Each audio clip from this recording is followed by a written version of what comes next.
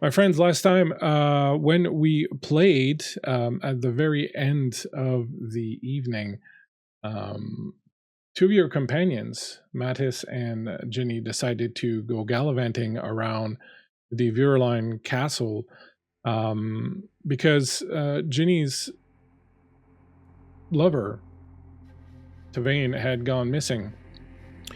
They found Tavain in the cathedral, having killed and in the process of, for lack of a better word, eating, perhaps, a member of the Vureline.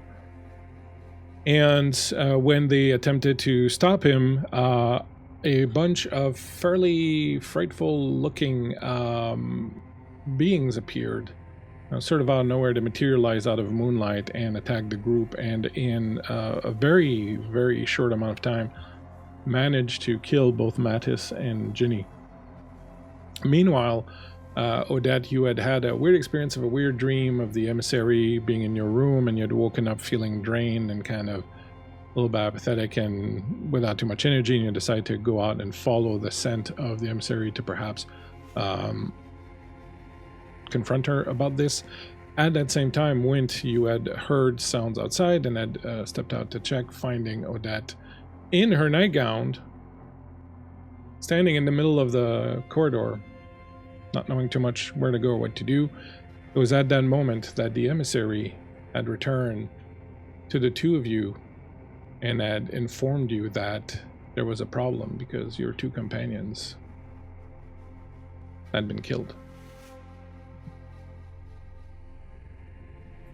You, Odette, were given the time to go and change if you want.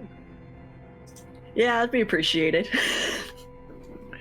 Meanwhile, as you're trying to understand what happened and kind of what's going on, and the emissary is being a little tight-lipped about it, you gather what things you have, and then you follow the emissary. And as you are following with her, she will tell you it is forbidden to be in the temple without the presence of one of our elders, if you will. Unfortunately, your friends were found in the temple having killed one of our courtesans. As far as I can gather, the killing was done by the elf Tavain, but the others were with him and had attempted to interfere when the moon cursed appeared to do their work, which is to defend the sanctity of the temple. The Voivod awaits you. We will have to discuss the matter at hand. It's a very serious breach of protocol here. You notice that, she's not really talking about your friends, are kind of expressing too much about that. And if you ask her questions, she doesn't really answer. Eventually, you find yourselves taken downstairs. Now, I don't want to just kind of railroad you into this, so do you wish to do or say anything as you are being led? There's no other guards, there's nothing else, it's just the emissary leading you what appears to be downstairs. So is there anything that you would like to do or say or prepare or anything, or are you okay with what's going on? I'm okay with the hand with just the flavor text being Odette acting like a cop and trying to get details of why didn't you explain this to us earlier, when did this happen, and just trying to get as much information about the scene as possible. For most of your questions, she'll say the Voivod will answer your questions when we meet him. What about Wint? Anything Wint wants to do? No, this is a pretty, like, the series of events, the sequence of events makes sense. So they're going willingly. They kind of want to do a vibe check because these are the passionate people. So is it just passion of, indignant rage or righteous, or is it like? Interestingly enough, the emissary does not seem to be overly emotional about anything, and in fact seems a little bit more subdued than usual. Okay. Do I have danger senses? Are they tingling? Do you have danger senses? I have senses, but It's not going. I don't know. Well, your guests here, 2 of your friends broke some kind of major law, were apparently killed.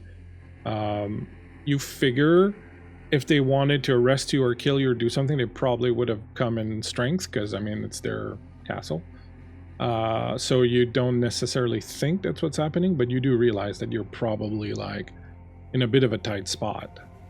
At a disadvantage, for sure. Yeah. All right, then. So as you eventually make your way downstairs, you will be led through a few tunnels into what appear to be dungeons of sorts.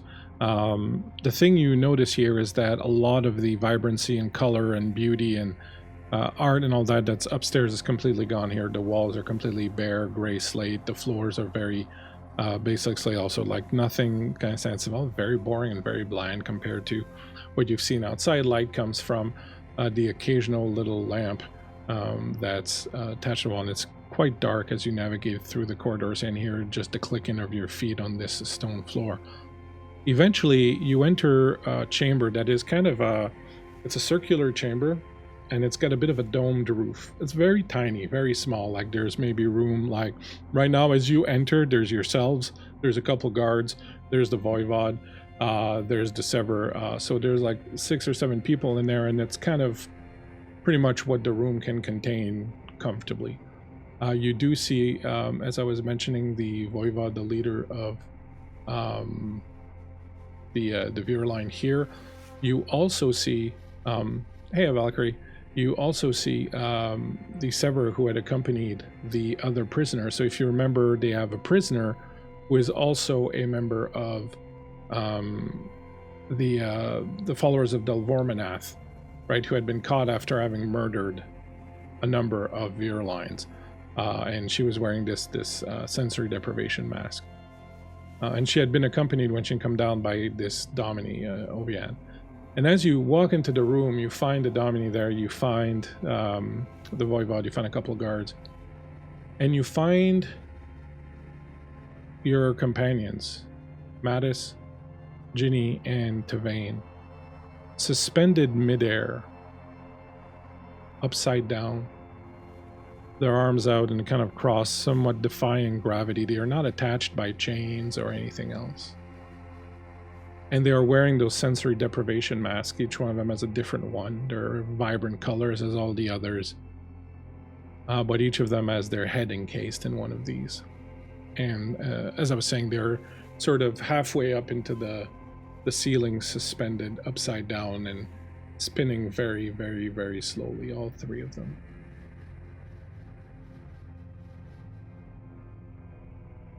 As you approach, the Voivod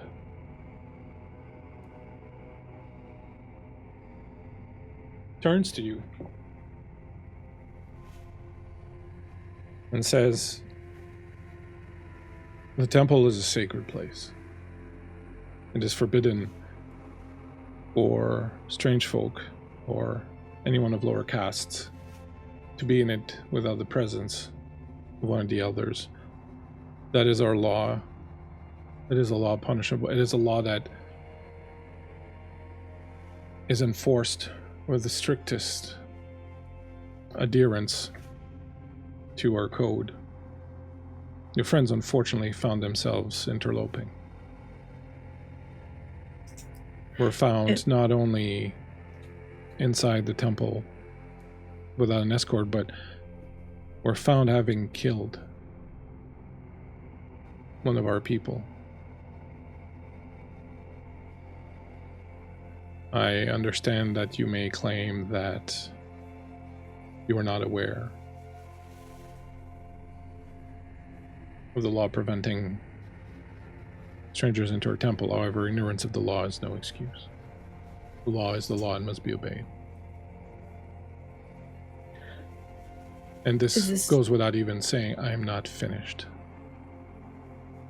This goes without even mentioning the death, yet one more death of one of ours at the hands of one of theirs, and he points to Tavain.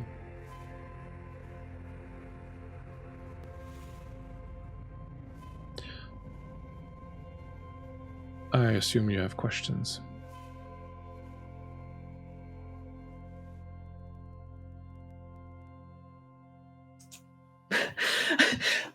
full scope of the room at this point. Although at the mention of another death, can't help but mutter, it's not like anything is growing at this point. I fail to understand. Why would you bring new people in and not tell them of this? Do you get something from this? Is there something you enjoy about entrapping strangers who are trying to help you? We don't often get strangers here, as you well know, first. And second, I would expect that people who are guests would have better manners than to go traveling unescorted through a castle at night. Perhaps they were just very passionate about exploring. How do we get them down? Before we address anything of the sorts, I would be interested in knowing what they were doing there to begin with and what you knew about it.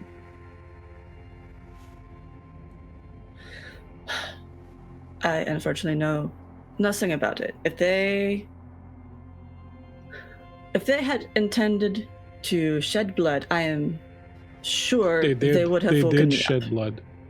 One of ours lies dead. You know, I have spoken of how abhorrent the killing of another Virline is to us. Life is the most sacrosanct thing that we have. And 4 of us now have died at the hands of these people, these strangers.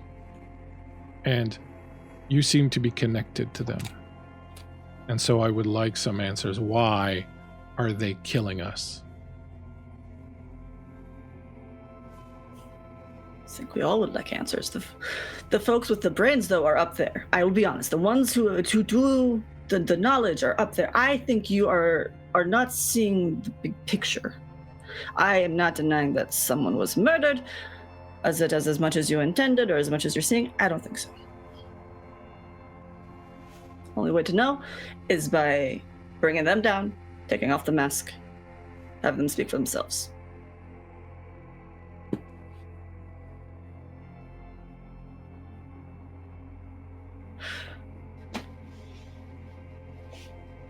Our rules are firm.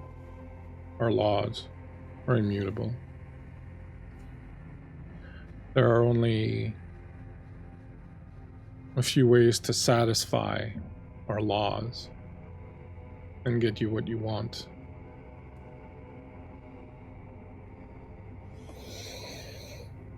It is expressly forbidden to kill, and so we do not kill. They are not dead. However, the moon cursed who stopped them have their own particularity. You see, the moon cursed are guards. We're all at one point or another criminals who broke laws. The curse that is bestowed upon someone slain by a moon curse is to rise again by the next dark moon as a moon cursed, under my control. And so they will not die. They will go on living different lives, perhaps, but lives nonetheless.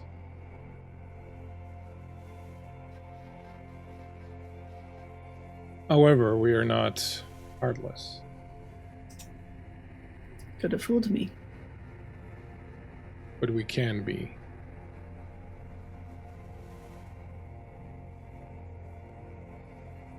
You have a few options before you. I do not expect that I will get many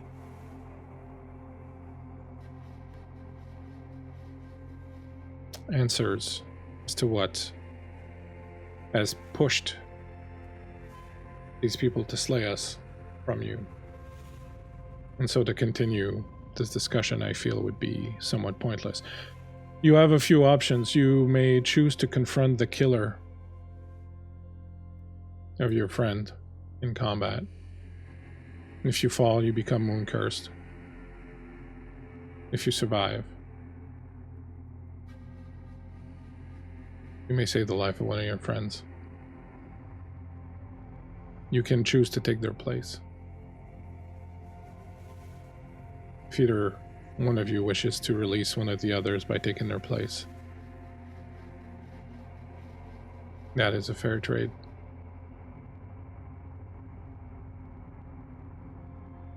Finally, you can opt to pay the price of their release.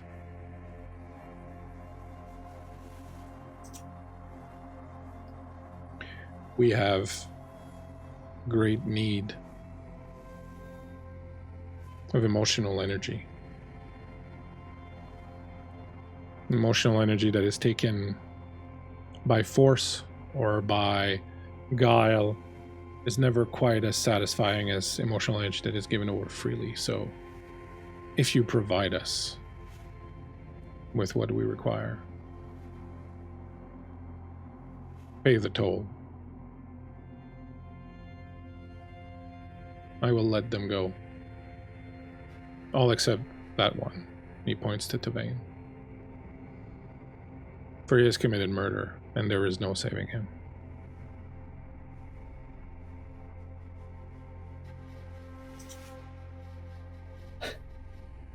Kind of pivot a little bit and try to do just a group up with Wint.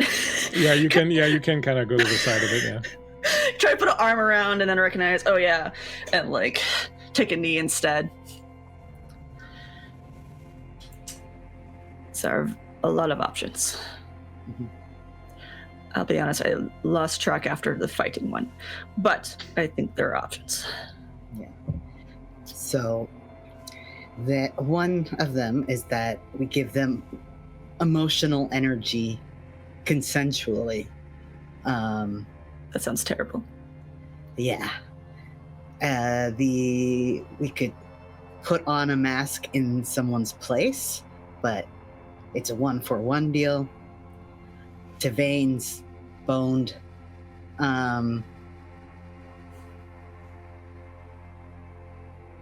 But like we could make a case for, we're trying to get to the bottom of this. They can keep Tavain, and we continue our mission, which is what we're trying to do anyway. My largest concern is to rescue both of them. Tavain was not under my initial charge. He signed his fate, so be it. But even if I can fight one, I believe the understanding was a 1-for-1 as well. So it leaves the situation of, what do you feel capable of, Wint? Maybe you could kill one, and I'll give some emotional energy, because they already got to you once, at least today. Yeah, I just thought it was poor sleep, but here we are. Speaking of, I don't necessarily feel my top self. Fight might be difficult, not impossible, just difficult. Gonna pop a head up from our group. I believe your emissary may have been in my room this evening and has taken something that was not theirs. The Voivod arches an eyebrow at her and says I was peckish. He says, it should not interfere with you giving more. Oh, no. More, I would like a fair fight. What is fairer than 1 versus 1? Me being at my optimal strength.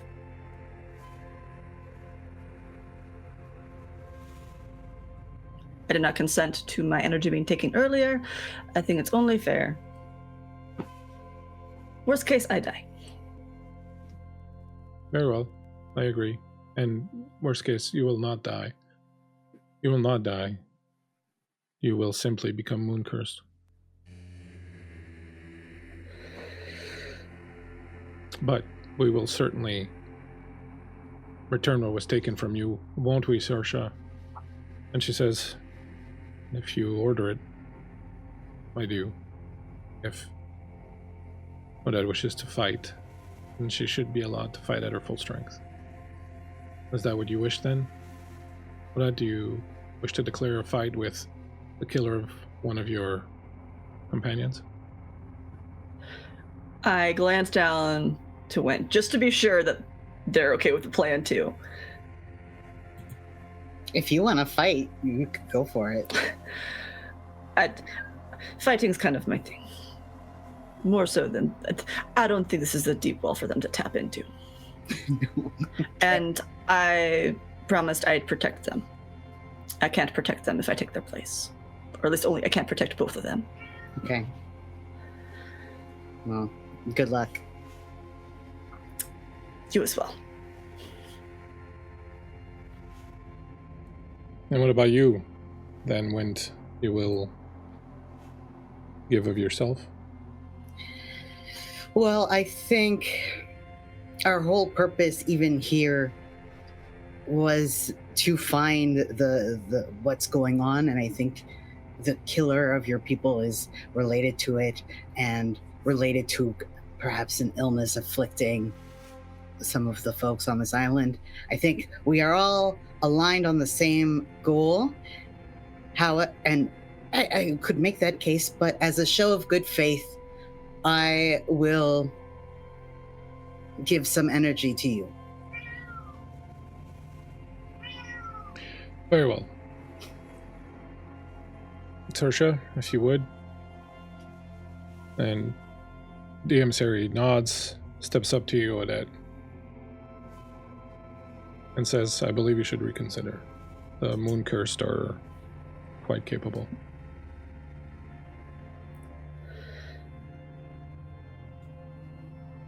For me, the only other option is trading places.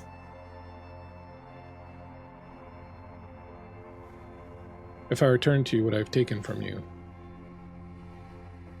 you would then be in a better position to give again.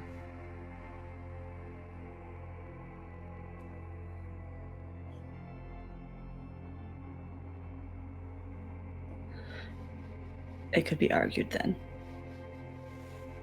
Well, let me begin by giving you back what I took. And she leans forward towards you and puts a hand on your chest, and you feel this warm breath escape from her.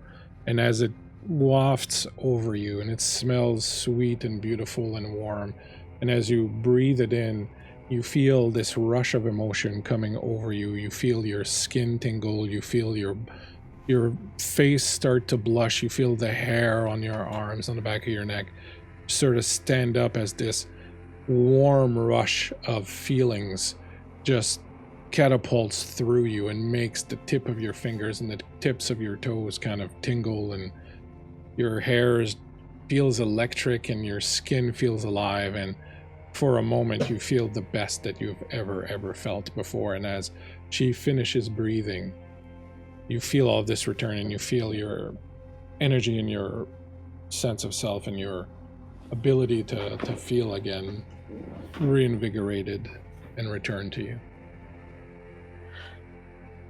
I think there's a moment, like just that overwhelming feeling, tears kind of building up, and then reaching out to put a hand on her arm. I wish you just would have asked. I should have.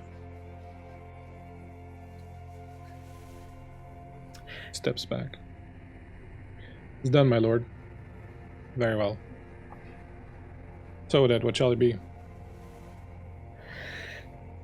Emissary has yet to steer us wrong, even though has not always made most wise choice. I will give energy, and perhaps we will live to fight another day. Wise choice. Kneel beneath one of your companions. And as you kneel, the Dominie comes up behind both of you places over your head, not full-on sensory deprivation mask. These just cover your eyes and the top of your head and leave the bottom of your faces open. And she places these helmets on you and these masks on you, and they kind of clamp kind of tight.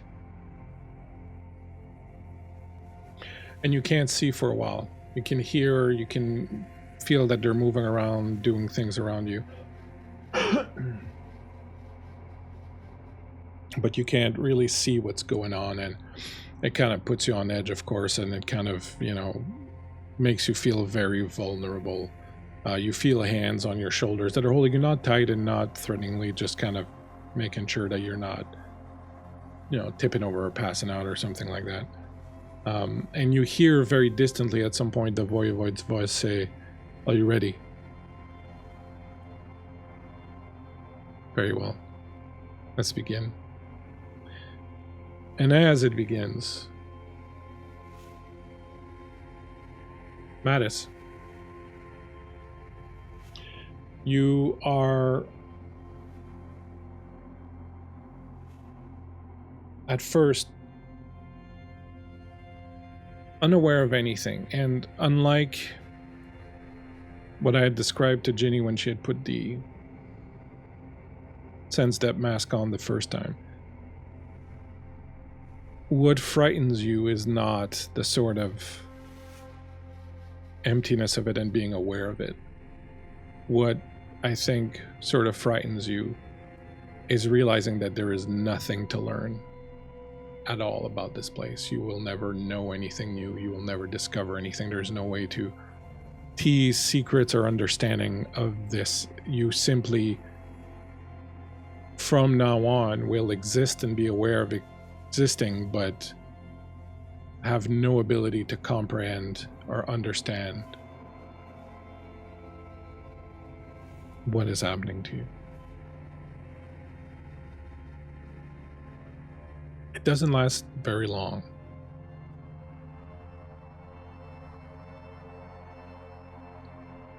You find yourself, oddly enough, seeing pinpoints appearing in your vision. Pinpoints of light.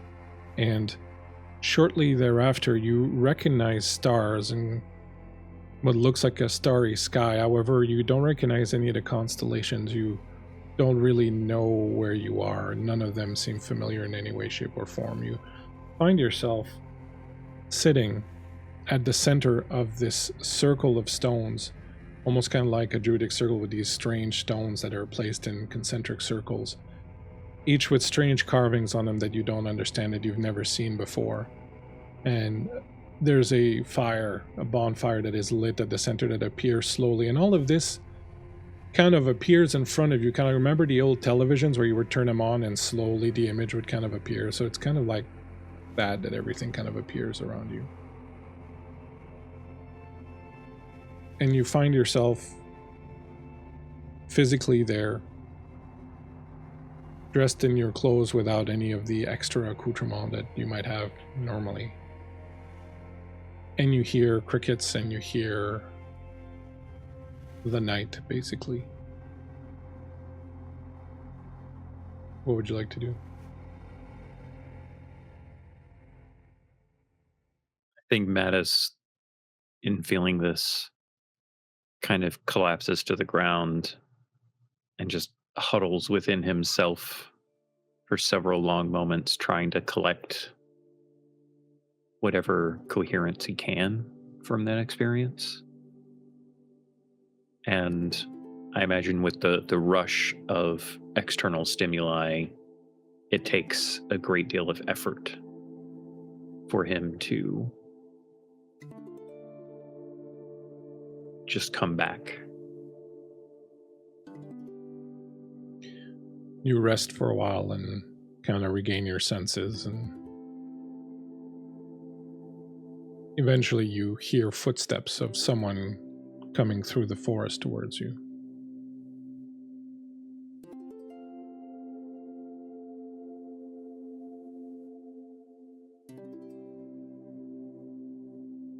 I'll look up.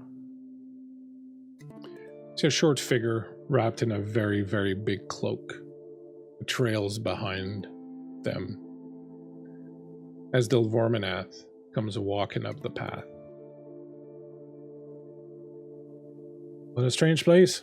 I don't think I've been here before. Very intriguing. What is this place, Mattis? I could tell you I would. Well, you should be able to. You created it. This is a place from your memories.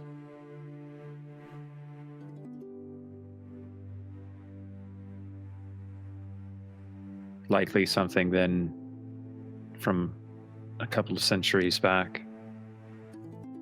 Things that I don't often think about. Yet another sweet mystery. And he comes over and he sits down near the fire and he puts up his big halfling feet up and starts warming him by the fire. Well, report. What have you found out?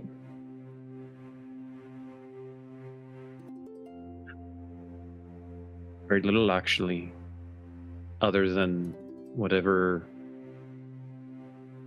is causing this malaise seems to be inversely proportional to some of the local residents gaining back some of their capabilities in magic and sensation and the like. Seems like it's a matter of balance, scale, weight. Perhaps has been shifted too far down in one direction for too long, and now it's setting itself back aright. And But my followers? succumbing to madness, it would seem, in addition to the malaise. But more than that, I feel like there may be another influence. One that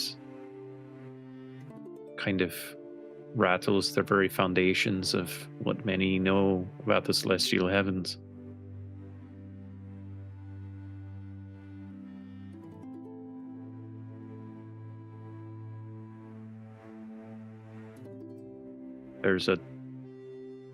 There's a dark moon hanging somewhere in the distance. Very likely that could be part of, well, my time at sea tells me that the moons affect the tides in various ways, and if there is indeed yet another one, that may be part of the reason that there's so much chaos on the oceans. And yet, that doesn't explain the Sea of Intresco. That explanation still eludes us all. You're saying that there is another moon besides Sanctus, besides the fourth one, that there is a fifth celestial body. No, I was referring to Sanctus. That's not known by the rest of the world. And that has to be in some way affecting this situation. There's too much symbolism of the moons to be had in this place. In these dreams and these whispers. Well, we've known about Sanctus for a while. I've been waiting for it to reappear. Well, you might have known about Sanctus Delvorminath, but many of us do not. And for good reason. Can you imagine the panic that might ensue if people knew that there was a fourth moon that was hidden and that it was not only a celestial body, but an actual living thing, a god of some sort that drive people mad? What is the thing that is moving to obscure them then? That will prevent me from accessing Sanctus after having waited for 1,000 years for it to return. I cannot possibly answer that question without considering what other deific beings that might be involved. It's the only explanation, after all.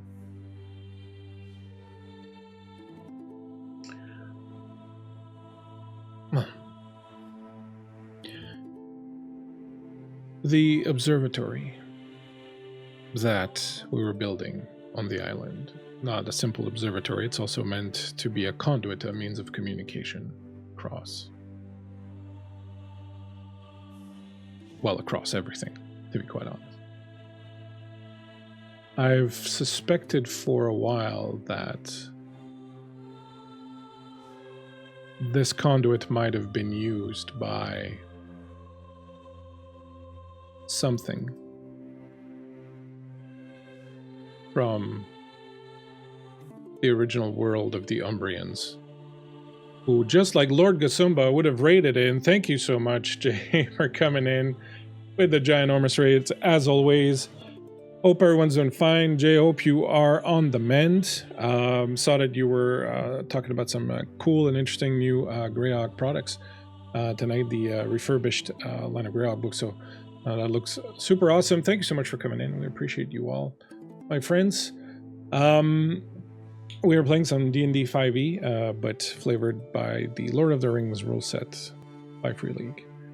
He'll look back to you, you could say, I'm afraid something might have slipped in through the conduit when we were investigating the world where the Umbrians and the Viola line come from. This thing, whatever it was, might be the cause for all of this. Right.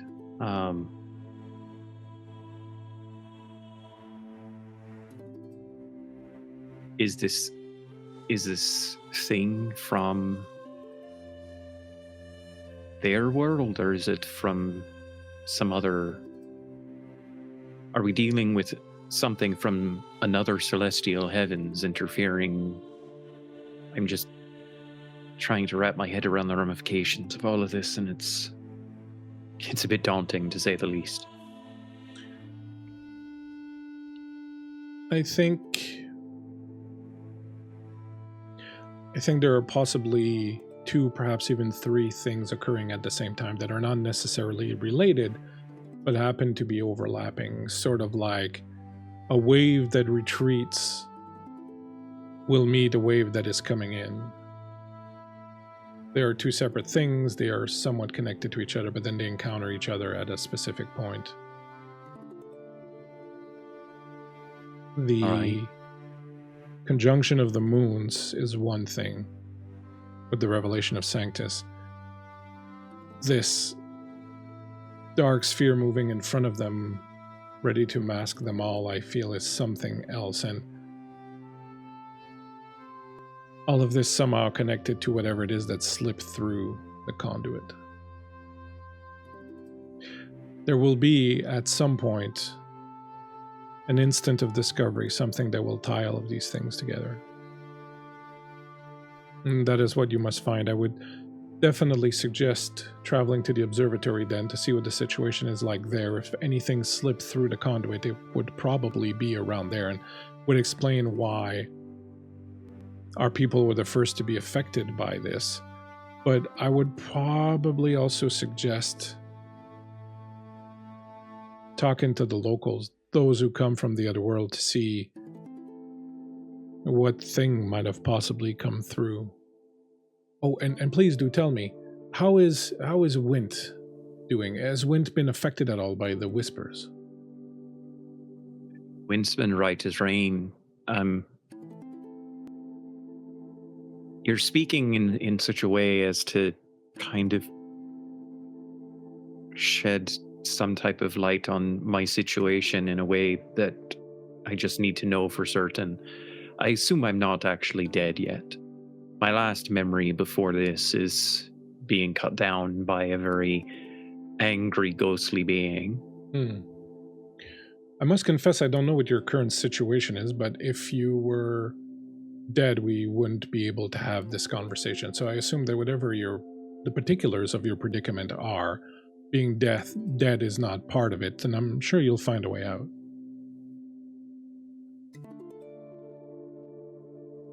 Hopefully. I have faith in you, Mattis. I chose you for this. Your intellect is very fascinating and very strange and different from most other people's intellects. And so I thought, why not throw a little bit of a curveball at the problem here? And I'm certain I would not be using the term curveball, because throw a bit of a... Have you not been to Escos? Have you not seen driftball tournaments? I'm not much of a sports fan. The curves with which they throw those steel balls whilst cruising at paces that you can never run is astounding, to say the least. No, I have not. The problem with sports is that the rules are too well defined and the outcome is always quite certain. I have no interest in those things. I often find that regardless of what the outcome is, the experience of seeing individuals pitted against each other without their certainty of what's happening is delightful. Really? I don't know if I would ever get any enjoyment from that exact type of thing. He gets up. Right. Well, get some rest. I'm sure you'll find a way out of this, or somebody will. I sent some pretty capable people with you. That fellow Wint, very interesting. I'll be interested in hearing more about how Wint reacted to the whispers and to everything else. I'm formulating a theory, but I'm not quite ready to put it out into the world yet. I'm sure Wint would be fascinated to hear about your theory. They seem quite enamored with the experience thus far. I don't think Wint quite has the temperament to become one of my more ardent devotees, but who knows? I have been wrong before, once, 1,000 years ago. Good night, then. Aye, good night. Meanwhile, GINNY, if Erin has not fallen asleep. No. I'm here. The experience is quite different from the first time you put on the mask. Because just before you put on the mask, there was nothing. There was literally nothing. Not nothing and being aware of nothing, just absolutely nothing. And when the mask comes on, you're suddenly aware of the nothingness. And that feels like a small victory, because it indicates to you that regardless of how terrible this is, you're probably still alive. If that makes any sense. Right. You start hearing music playing. Music swells up and you find yourself aware, and you sit up. You're in a sort of strange room that is, imagine like being at an aquarium where the walls have that reflection from water on it that you would see, but there's no water anywhere. It's just this kind of big bluish white room that feels like it might be a sphere maybe, but you can't really see out too far in the distance. But you do kind of see on some of the walls this kind of strange reflection of water. And as you sit up and kind of look around, you hear from behind you, to Vane's voice, it says, "GINNY, you're awake." I shoot behind me because I thought he was possessed. What does he look like? The same as he did, or does he look like him? He looks like himself, yeah. As you, he's kind of getting up from the floor, kind of like you were also. Mm-hmm. I run over to him and I help him up. He looks strong and healthy, better than he's been in a while, and he kind of hugs you back and is like, I things are a little jumbled, but you came to my rescue. I wasn't myself. I don't know what happened. That horrible thing I did. I wouldn't do that. I wouldn't do anything like that. What happened? I know that was not you, but you. I think you killed somebody. How could I? I barely had the strength to stand. I barely wanted to feed and wash myself. How could I have wanted to kill someone? It wasn't you. I saw you. It was not you inside of your eyes. But they do not know that.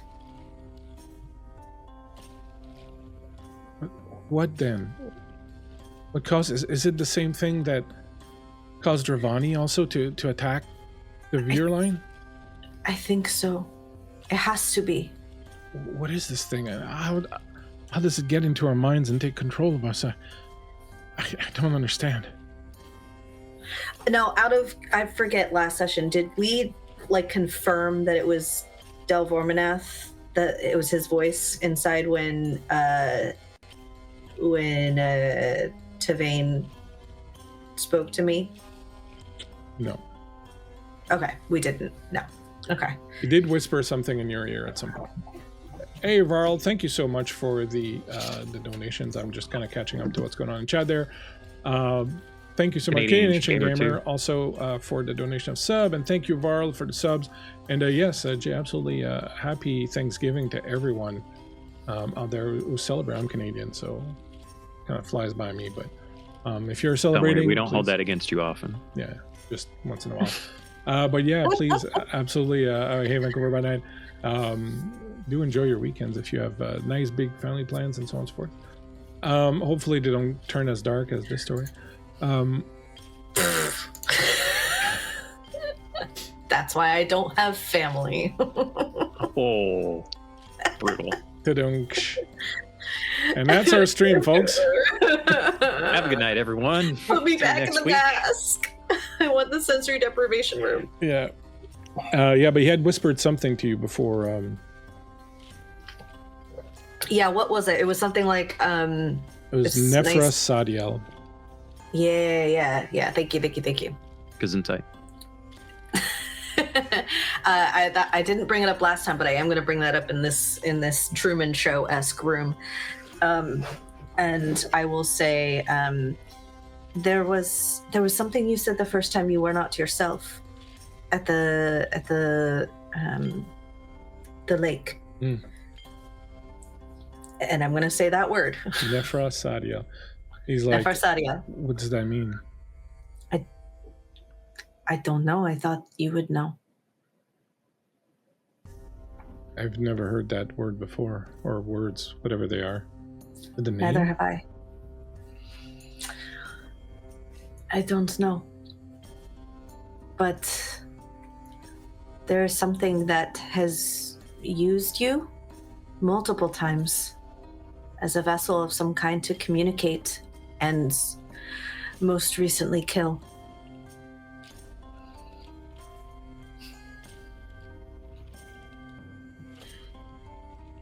Regardless, we have to find a way out of here. These questions won't be answered here. We have to find a way to escape. What is this? A cell? Where are we? I'm gonna stand and kind of pace around. It's this weird thing where wherever you walk, you kind of remain at the same distance from everything that you were before, even though you are walking around. I hate that. Ginny hates that too. Ginny kind of, as she walks, panic sort of starts to set in, and she walks faster, and it's the same distance, and then she starts sprinting, and she turns around, and Tavane's still right there. Yeah, it's I don't think this is working, Ginny. Just, I could see that. Thank you. I'm sorry. It did not mean to snap. He comes over and he takes you in his arms and he gives you, it's all right. We'll figure it out. You've been so good to me. You've been so good to me, taking care of me when I was weak and unable to fend for myself. I can stand now. I'll be able to help. We'll figure this out. I don't see how. I don't even know how I got here. I was, do I remember? Do I remember everything? You remember the fight, yeah. You remember trying to carry him out, and then one of the moon cursed coming out behind you. And yeah. thanks everyone for the raid train. Greatly appreciated. Like your support's immense to us, and we really, really appreciate it. So thank you very much, everyone who's watching and hanging out and chatting and doing stuff. We really appreciate you all. Love the hype. Yeah.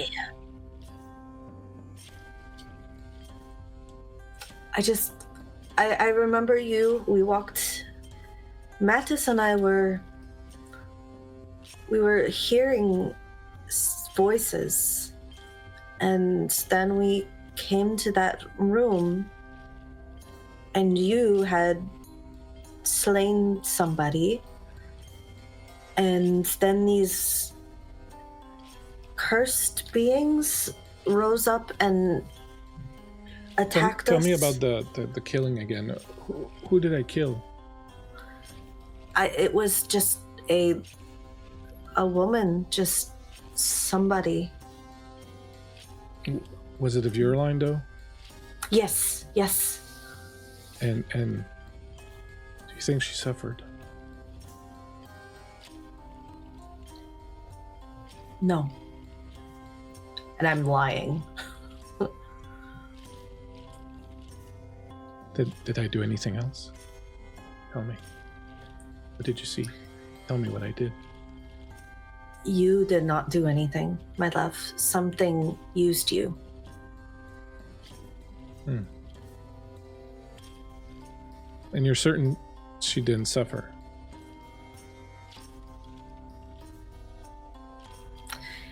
There were others that came up from the ground and they started attacking us, and Interlopers always. interlopers. Becoming very difficult to get this job done. What?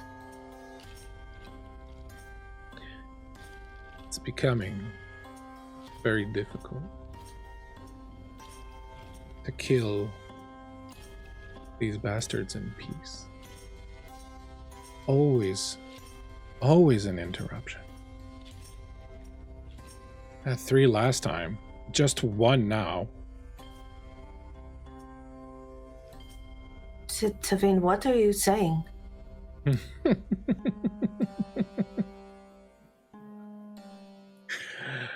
Oh dear. How are you, my dear? The Vane's not here. I take a huge fucking step back. He's standing right at the same spot. I know, that's so gross. Oh god. Devane's not here because we're in your head. You see, when you came to Tavane, I realized that he was kind of useless, but you seemed much more potent.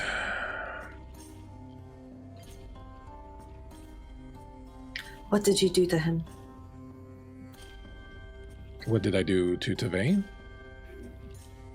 Yes. Nothing. I just left him. Like you've disrobed before, I've done the same thing. I took him and I threw him to the ground and I put on a fresh new suit. Who are you? You know. Say my name again. It's that word, I can't pronounce it. It's not very hard. Nephra Zadiel. Say it with me. I'm gonna smack him in the face. You hit him. I think that in the real world, if you're not being restrained, you probably just slapped yourself, which is interesting. I do it again. You hit him. His head jerks back again. Do it again. Do I know that the mask can the mask potentially be removed if it is smacked off? I mean, it felt like it was strapped on pretty tight. They had to rescue you from it the first time. Fuck it. I'm gonna start smacking the shit out of him. He And just I have a lets you go. He just lets you Yeah. go. Again. Yeah, do it again. Tell me when you're tired, because I guarantee you're going to tire before I do. And when you're done, we can talk about what's going to happen next.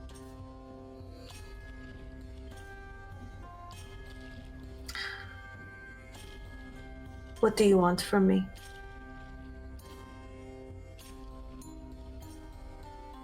I need a body for a little while longer. The dreamless moon is coming.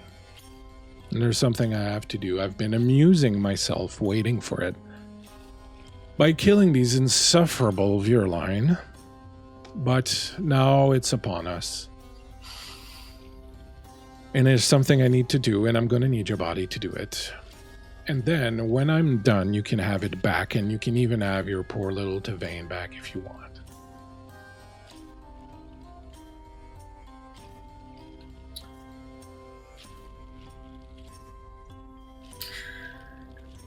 What do you want to do? What's your end game? I want to kill a god.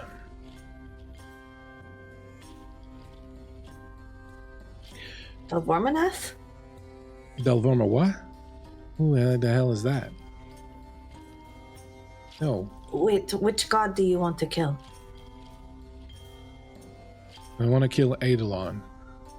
I want to sacrifice him to the Dreamless Moon. He's been kind to me, bringing me here and giving me these abilities so that I can wreak vengeance on the Virline, but I have grander aspirations. I'm not going to serve Eidolon when I can serve the Dreamless Moon. And I think that Eidolon's soul would be the perfect gift. Why does he want to? Why does Eidolon want me to kill the Virline? Yes. Oh, he has very, very powerful hatred for them. Based on what? It doesn't really matter. I can tell from rummaging around in here that you're someone who is used to wearing different skins, so having me wear yours for a while shouldn't be too unfamiliar now, should it? Yes, but I have a reason for shifting in my skins. You seem to just you do it think because I you don't? feel like You it. think I don't have a reason? I have You said every he reason in the doesn't. world. You know who I am? I'm the last Virline killed by the Virline. I'm the last one. I was the last one that after they killed me, they decided they would not kill anymore. Why? Because they fucked with Eidolon, and he fucked back with them, and now they can't have children.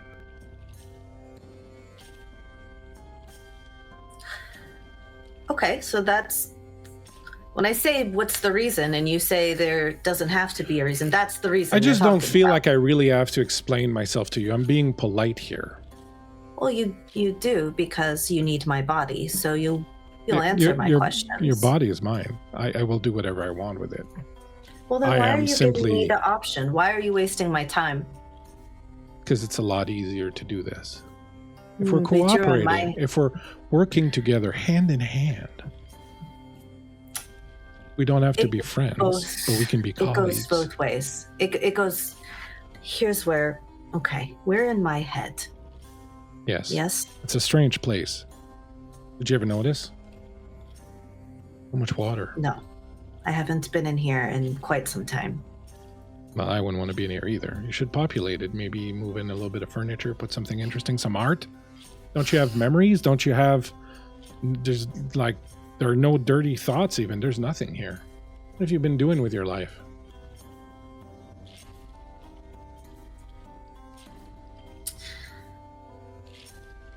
You need my body.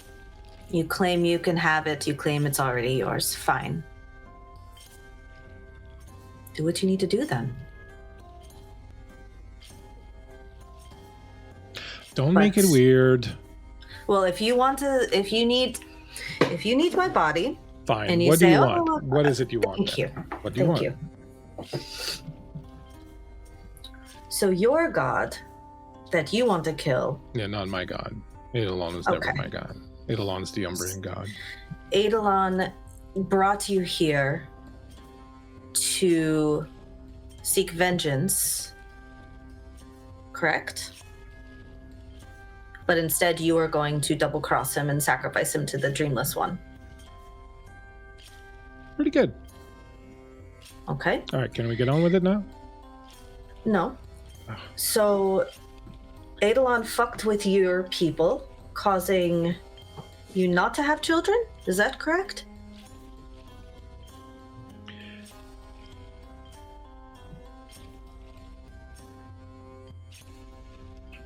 Yes, and I guess, if you want to nutshell it.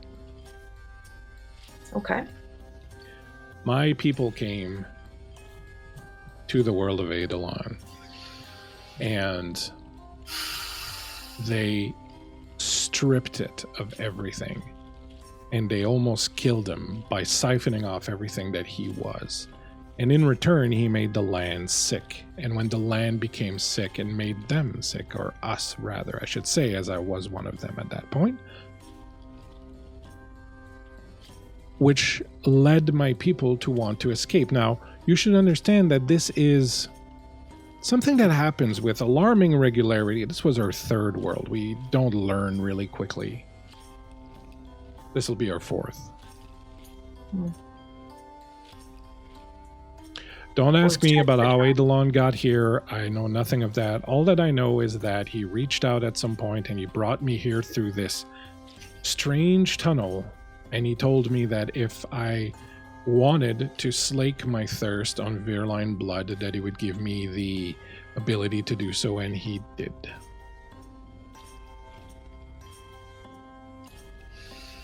How many more Veroline have to die before your mission is accomplished? Well, I fully expect that once I sacrifice Eidolon to the Dreamless Moon, that they will all die. So right now I'm just doing it piecemeal, one at a time, but it's proving to be arduous and slow because there's always an interloper.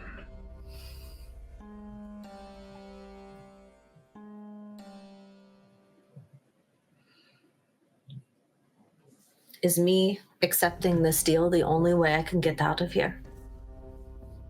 I don't know. I have no clue what's going on outside, but if and when we do get out, accepting this deal is the only way you and your paramour, is that the correct term, get to walk off into the sunset together and live in peace. Because this is what's going to happen. If we don't cooperate, the second we find a way out of here, I'm going to attack the first Veroline that I see, and they are going to kill you. But they haven't killed me yet. They're a little touchy about that, but they'll put you right back in here, and this time you won't have me to help you get out. Now, how about we put our heads together and try to figure out a way to get out of here? Deal? And he extends his hand.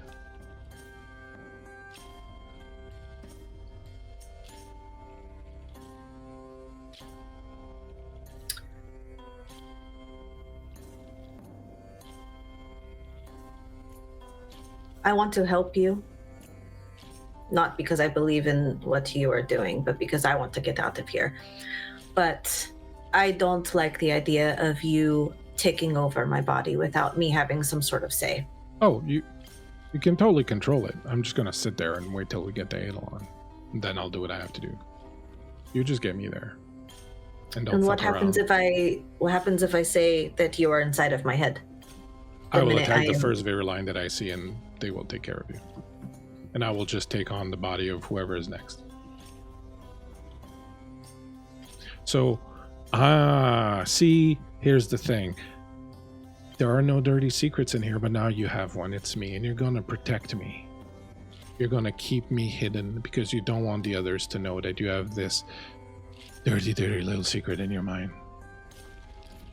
And then you are going to get me to Eidolon before the conjunctions of the moon and the dreamless moon appears. And then I will do what I have to do, and then you will be free.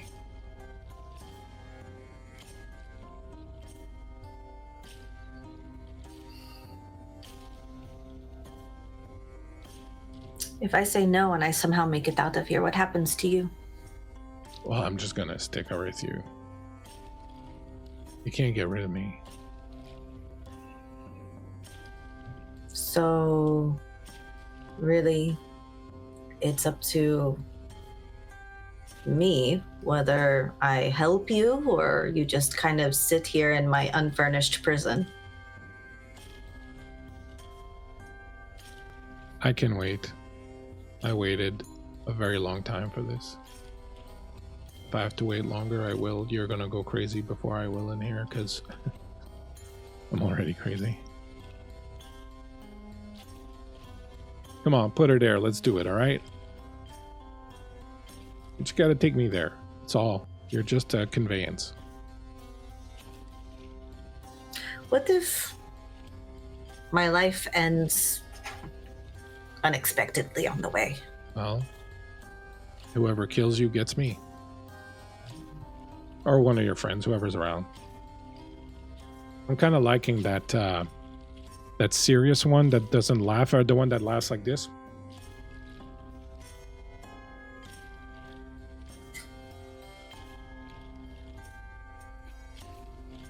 How are you on promises? Are you one of those assholes that's sort of like, oh, I promise I'll let you ride off into the sunset, but really you won't? Well, look, I'm like trying to get you to help me betray the guy who helped me last. So I don't know what to tell you about that, except that I will no longer need you after this. And that is reason enough for me to not care what happens to you. You will leave Mattis and Wint and Odat and Tavane alone. I know his name. Yeah. I don't need them unless you do something stupid.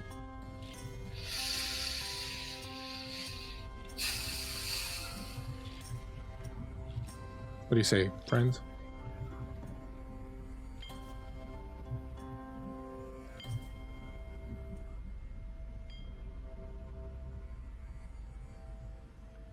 You want to sleep on it? If you can get me out of here, you have a deal. Put her there, and he extends his hand.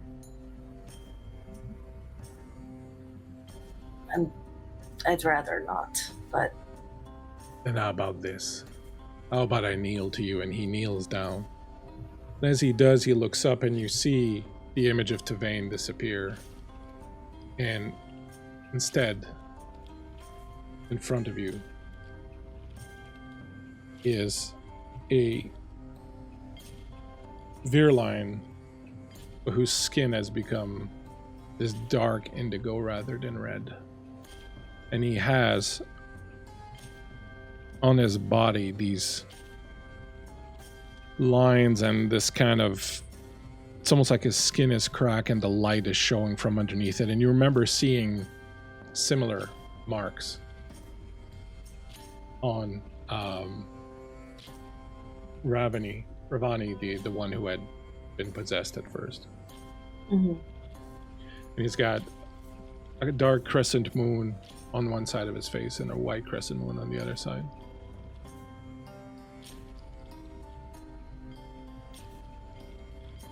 See, you're not the only one who can change skins.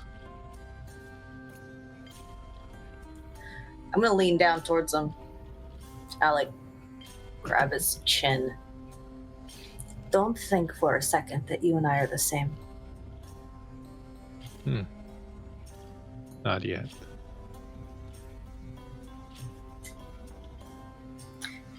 Get me out of here and you have a deal. I'm gonna shake his, push his chin away. I knew I picked correctly. Meanwhile, outside, Odette went. With these half masks placed upon you, you start feeling things happening in your mind. There seems to be something about these half masks that you're wearing that are stimulating your memories. It's almost as if this mask is parsing through your memories. It's looking for them, and as it looks through your various memories and you're reliving them, you're feeling these spikes of emotions attached to them. Anything that spikes really high or that feels particularly like a strong, good emotion, you can feel the memory linger. As you kneel there, you start reliving all these memories from your past and reliving all the emotions tied to them, and it's draining. It's really emotionally fatiguing to go through all of this. And I know I'm putting you a little bit on the spot here, so if you don't have anything, it's fine. It's totally fine. Just say that you don't have anything, and we'll go on. But what do you think would be a particular memory that might jog a lot of emotion from your character? I'll let you think on it for a second. As you are feeling this energy being drawn from you, you feel this weight settling on you. You start losing joy, interest. You start feeling morose, kind of flat, kind of jaded, like things don't mean anything much. You don't particularly feel like eating or drinking. You don't particularly feel like standing up or continuing on this quest. You kind of just want to lie down and just kind of let time roll over you. You're feeling yourself become listless, become directionless, become drained. Do you have a small memory to share with us that you think might stand out? Wint, would you like to go first? Yeah, I have a couple. So one of the first ones, as it's kind of going through the catalog of memories, is Wint's grandma teaching them like the basics of gardening. So you see them like potting their first little plant, and then, oh no, this plant died because I didn't water it. But like a lot of positive memories and loving memories of times with grandma. There are other memories that it goes through. I imagine Wint's had a big family who lived not near the lighthouse, and like some sad memories that show up are every time another family member would leave to go take care of the lighthouse. So first it was dad, then it was older sister for a few years at a time, or and so like each departure is played in full basically, and other things like that, I guess.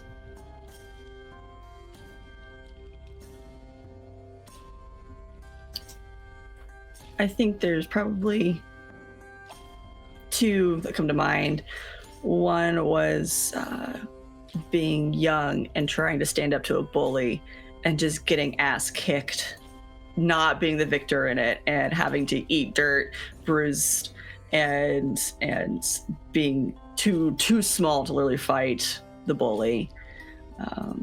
And then a family memory being not even really so much having a family, but even kind of floating house to house, fantasy foster care style of going for someplace for a little bit, getting comfortable, and then needing to go to another house when fights got too much, and just kind of building shame from that would be probably the two big ones for her.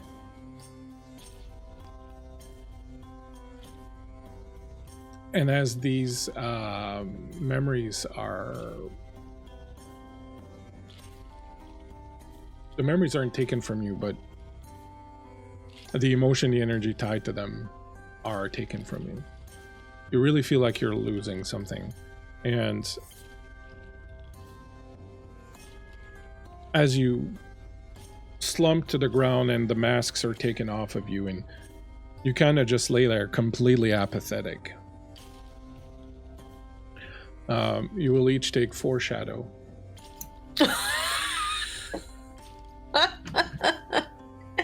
Okay, I'm fucked. Just to confirm, that was Odette and Wind, not Yes. Those are Odette and Wind. Oh. Ginny and We're Fuck yeah. that, right? Like, I thought it was everybody in the room. Cool. because Ginny was about to go mad. For roleplay purposes, Wind and Odette, for the next little while, your characters are going to be feeling a much reduced level of emotion. Any emotion that you think your character would feel would be reduced by like half, basically. Like anything that makes you angry would kind of just make you, everything's kind of going to be meh for a little while. Just for ease, we'll say like for the rest of the session. All right. Can I ask a quick question? Yes, please. The listlessness, does this feel like the description of Delvorminath's followers? Like, do I feel like this is the same source, or is this... you feel, it's basically that. It's basically just this, like, everything feels kind of like gray and blah, and there's nothing interesting, and there's nothing, whatever. You're laid down, you hear people move around you, but it's hard to kind of care, look around, or you sort of drift in and out of sleep a little bit. A little while later, Ginny, you're gonna hear, "All right, wake up, sunshine."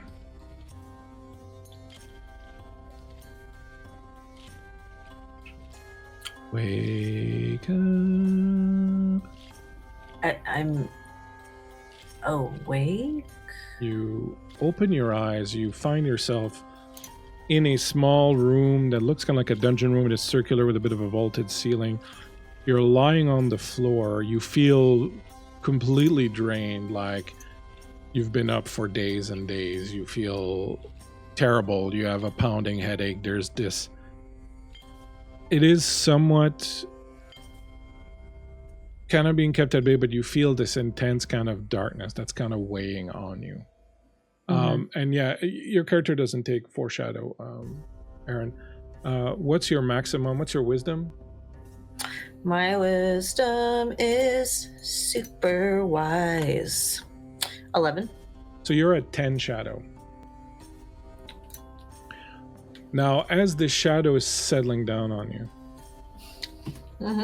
you will hear in your head, just to make sure that you keep your part of the bargain, I'm going to protect you from the effects you're feeling, but if you so much as blink wrong,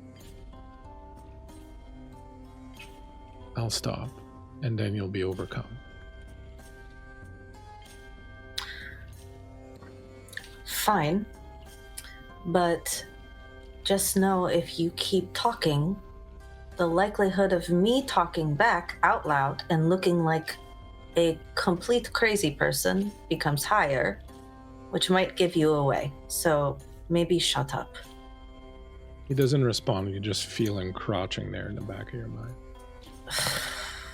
Make yourself at home. So you're at 10 shadow. You're not going to suffer the penalties for being not anguish, but the other one. But you cannot lose shadow, and you're not going to gain it until he decides otherwise. Okay, but I definitely feel exhausted. Yeah. Okay.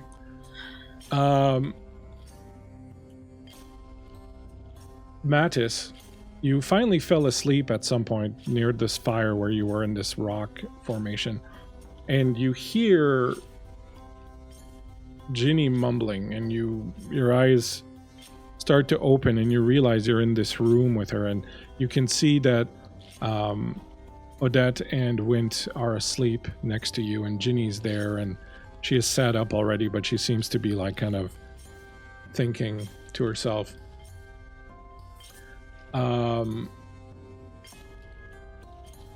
You wake up, you are at 50% shadow. Total or above the 2 that I already had? Total. Okay. You are at not anguish, but what's the other one I keep forgetting? Miserable. Yeah, you're at miserable. So until you can cure some shadow, you are at disadvantage on all your rolls. You sort of extricate yourself, and it's really like, the best way to describe it is imagine being underwater and trying to sit up. Mm-hmm. Well, there's this intense weight and fuzziness, and all the sounds and all the lights and everything are kind of like muted, and as you kind of struggle through and sit up, eventually the water kind of clears and you start being able to breathe and hearing more and whatnot, and then you kind of sit up, and Ginny, you see Matt has just sort of sit up next to you.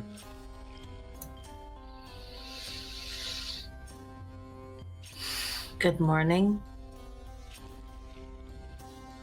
Are you sure about that?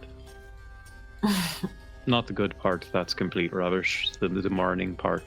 Oh, I don't know. We Wint- died. Wint and Odette, you hear Kind of. voices, by the way, and you're starting to come to also. Wasn't the most pleasant of experiences. Can't say it's the first time that such a thing has happened to me, but Okay, well, that's one of us, I suppose. live a couple of centuries and you're likely to experience it once or twice. That's okay. Perhaps we just don't go anywhere by ourselves anymore. That's safe bet, I assume. Although we Civic- weren't by ourselves, we were together, so This is true. not sure if that's worse or not. The two of you, Bleak, Odette what are our and, hit points at? Odette and Wint, you're awake at this point. You hear them. You're at 1 hit point each. Cool. Odette and Wint, you're at whatever you were when you went down.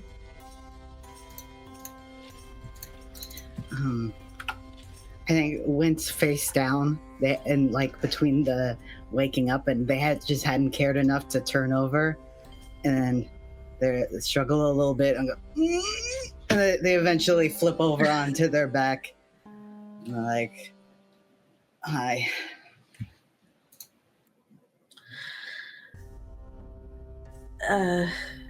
Is everyone here? Where's Tavain? The vein's not there. I don't know.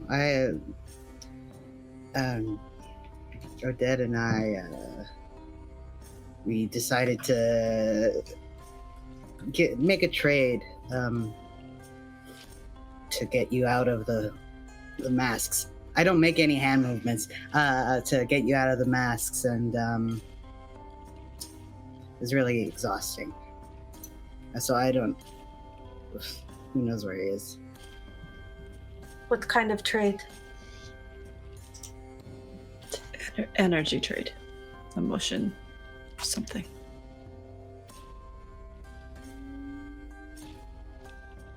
I don't think I've had the energy to even sit up yet. I just still land in the heavy ass armor, palms on the ground. Like, no, this is where I stay now. Turtle on its back.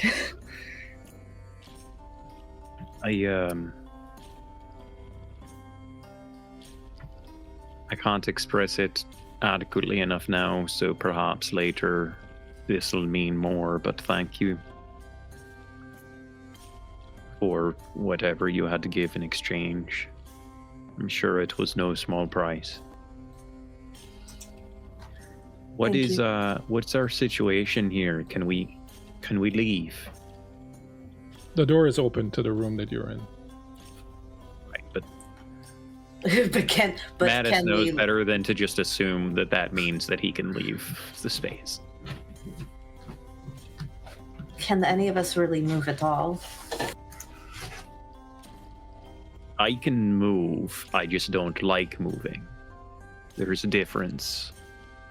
Capable, desire, sometimes they intermix. Regardless, I just want to know if this place, with whatever circumstances have happened since I took my bit of a black sleep, does that mean that we can depart from this place? What? I think so. As long as we don't go through the temple, I think we can leave. Although they have laws here that we're just supposed to know. And just like roll head over to the side. Right.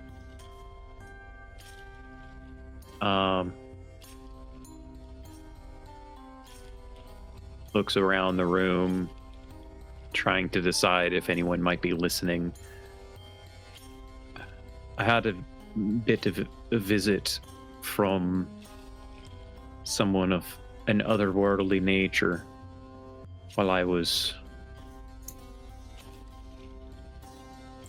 asleep. Who was it? I'd rather not say their name aloud in this moment, but once we depart, I can share a bit more. Regardless, I think that we need to go and speak with the Umbrians again before we head to the observatory. I know none of us are particularly feeling up to travel at this moment, but I think that we need to get out of this place. I feel like the circumstances here are not conducive to us getting our wits about ourselves and recovering. And we need a little bit of time to recover before we go on. And I feel, let's just say, I think it's important that we go and speak to the Umbrians. I make a very small shrug while still lying on my back. Okay. It's weird. Mattis is gonna walk over to Wint, just place a hand on their shoulder. Very gentle, light squeeze. I understand.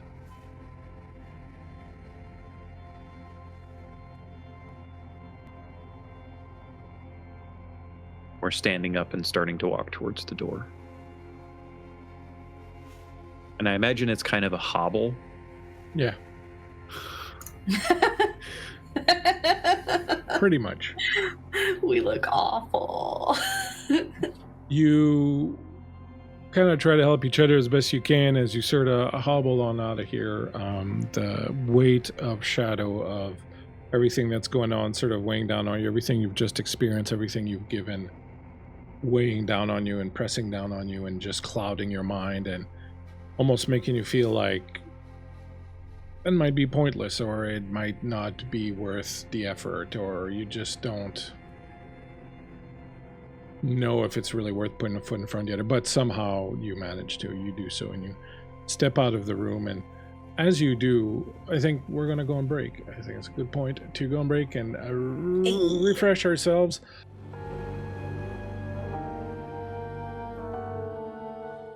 My friends, we have returned from our journeys. We found out a lot about Alex's skincare routine, which apparently include rubbing pepperoni on her face at night before going to bed. I don't know. Damn it. I knew that's how it worked. That's the 12th step. That's a toss of you. I've been eating the pepperoni this whole time. Classic mistake. Amateur. You all managed to extricate yourselves from the precarious positions you were in, two of you returning from wherever you had gone, while wearing the sensory deprivation masks, the other two paying the toll for your friends to cross back over, and now all of you are pretty banged up. I will say that you can, if you want, take a rest here, but I don't know if you're wanting to get on the road right away. Just a reminder that you have to sleep at least one night in the wilds to get back to the Village of Sorrow. I mean, we could rest in the wilds at that point. I want to Is go that- until I fall down. I don't. That's like 3 steps. I mean, this particular system, I think, has a little bit more, is a little bit less forgiving when it comes to where you can get a rest in, if I recall. Yeah. So I'm curious if there is a spot outside of this palatial place that we have been at that we can still consider safe enough. I would say probably around the fountain. Okay. Where you were, which is about halfway. You could get there and take a rest there if you wanted. I'm fine with that. As you are getting ready to leave, getting your horses back, and I know that's right, you didn't have horses, you walked, if I remember. As you're getting ready to leave, getting your gear back and everything, and some of you have to go back to your rooms and pick up some stuff and whatnot. You find the halls fairly deserted. You give the temple a wide berth. Because fool me once. You get your things. As you're picking up your things and getting your bags, Odette, there's a knock at the door. Come in. The door opens, and as you might have expected, the emissary, Ursha, is at the door. Leaving so soon? Can't think of a reason to stay. It's probably best. You could stay the night if you wanted. You've paid the toll, you've done what you were supposed to, nothing what happened to you as long as you kept your rooms and but you can see Didn't cross any invisible lines of law that we weren't aware of. Yes. Well, laws are laws. If they are broken even by inadvertence, they lose some of their power. And I think mostly it comes from the fact that we're not very used to having guests, as it were. I think that perhaps in the emotion of the moment, we might have forgotten a few things. And so, the Voivod will never apologize, but I will, and I will also apologize for what I took from you without asking. Again, it is an old habit of my people to take what we need to survive. I think that's all the fire Odette had in her. That was all the strength and just kind of this shrug. And can't even make eye contact at this point, just trying to get stuff together. I came to give you something as perhaps a way to seek forgiveness for not having asked earlier before I took what I took. I thought perhaps I should give you something that you can take with you and that might help you along the way. And she will remove from around her neck this beautiful purple and red scarf. And she will come over to you and hold it up, and it smells like her, and it's this intoxicating mix of her perfume that's just kind of really makes you a little lightheaded. And as she approaches you, she'll say that you practice the art of self-abnegation with the ease and experience of a master. I've seen what's inside of you, and you should know that if you continue to whittle away your own sense of self in subjugation to the need of others, you will eventually disappear, become a husk, empty and void of all life and fire. While you help those who need you, then what good is a wall turned to dust by years of neglect and erosion? Be your own shield before you shield others. All will benefit in the long run.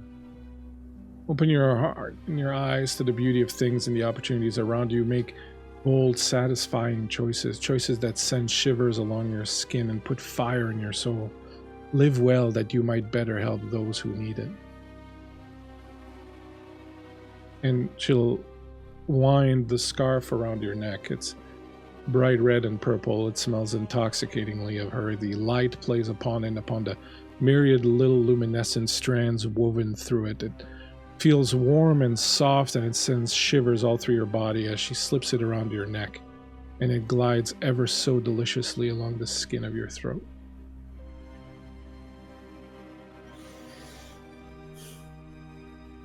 Keep this with you. Let it remind you that a little bit of beauty and color goes a long way, and that you are as important as the ones that you try to protect.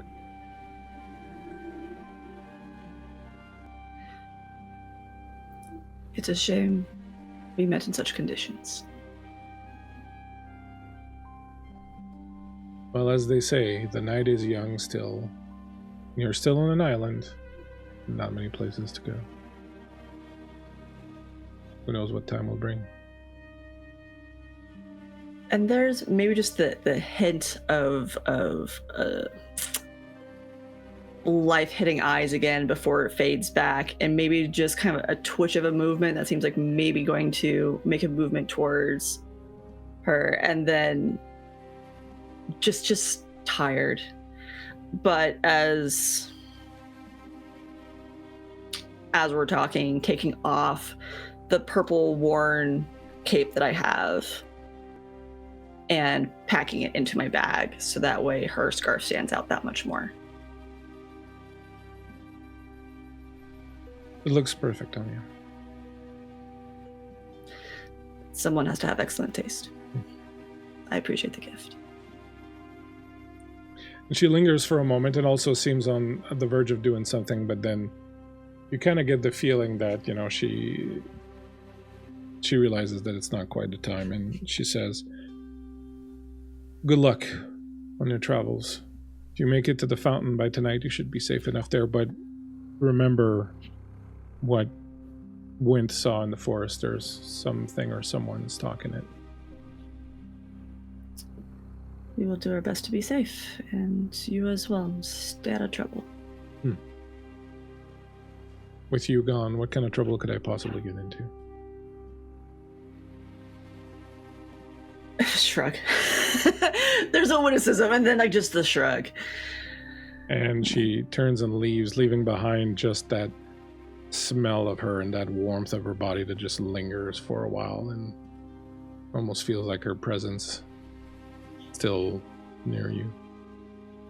I think once she leaves the room, I'm going to take a moment to smell the scarf before putting it back in place, and then grabbing my stuff to meet up with everybody. I put the stats of the scarf on your character sheet. Appreciate it. Yep. The lot of you then set off, and very much like when you came in, the people seem way too occupied and busy with their own pleasures and interests to really pay much attention to you, and you find yourselves very quickly leaving the Crimson City, and you, Mattis, probably more than everyone, feels relief as you embark upon the road and find that constant pressure of the place, that constant sort of overcharge of emotion and passion sort of fading away, and even in your current drained, miserable state. weakened state, you do feel a little bit better for it. I will you won't need to heal anything. Nothing untowards is going to happen to you as you travel again through the Crimson Forest, the Vermilion Forest, and eventually end up near the end of the day at the Fountain of Lamneth again, where you first stopped on the way into the city. The place hasn't changed. You still see the waters calm and clear of the fountain, the trees and grass and bowls of the trees and the leaves and everything, this stark really exciting color of red. It's really not conducive to relaxing as you travel through this place. You constantly kind of feel on edge and like sort of agitated, but you managed to find a quiet place to build your camp where you did that first night. And I guess my question would simply be for that first night, do you want to do anything? Do you want a bit of time to chat? Do you want to attempt to do anything? Do you just kind of crash out? What would you like to do? Tavane's with us, right? Nope. So, actually, we should deal with that. If you would have asked, if you'd have asked about that, they would have told you that Tavane has killed one of theirs, and unfortunately was not part of the deal to be released. However, the Voivod will say, my initial offer stands. If you figure out what is going on and why they've been killing my people and who is responsible, if you bring me the guilty, I will release them. And as he says that, in your head you'll hear, be mindful of what you say here. I bet you his blood would taste delicious going down your throat, and if you want to find out, then open your mouth. I'm gonna visualize as clearly as I can just a giant middle finger to take up the entire brain space. Like, oh, finally, some art. Ugh, I hate this guy. I won't say anything. I think the cartilage in my jaw, just like in real life, is gone from all the jaw clenching that I'm doing. And I will just go. Mm-hmm. He's quiet. He doesn't bother you again. But so it's the four of you as you prep camp for the evening. Does anyone want to do anything? I think Mattis tries to just be and not be too much of a burden upon any of the others, knowing that they're going through their own things at the moment. But it is probably apparent that he is twitchy and having a difficult time settling. If we are all like in the same area, I'm not necessarily sitting by you, but I will call over to you. You said you'd say who he was. Right, it was Delvorminath. What did he want? Ascendant are weird in a lot of ways. They don't talk and they're not direct often enough. Particularly this one, I think. And it seemed like he just wanted to check in. It was very strange. But he also seemed to be the type to say a few things in cryptic ways to help motivate or steer in a direction. I don't know. I'm still processing some of it. I mean, I've spoken now to Delvorminath more times in just the past days than the past century. So it's a bit daunting, to say the least. Did you receive any context as to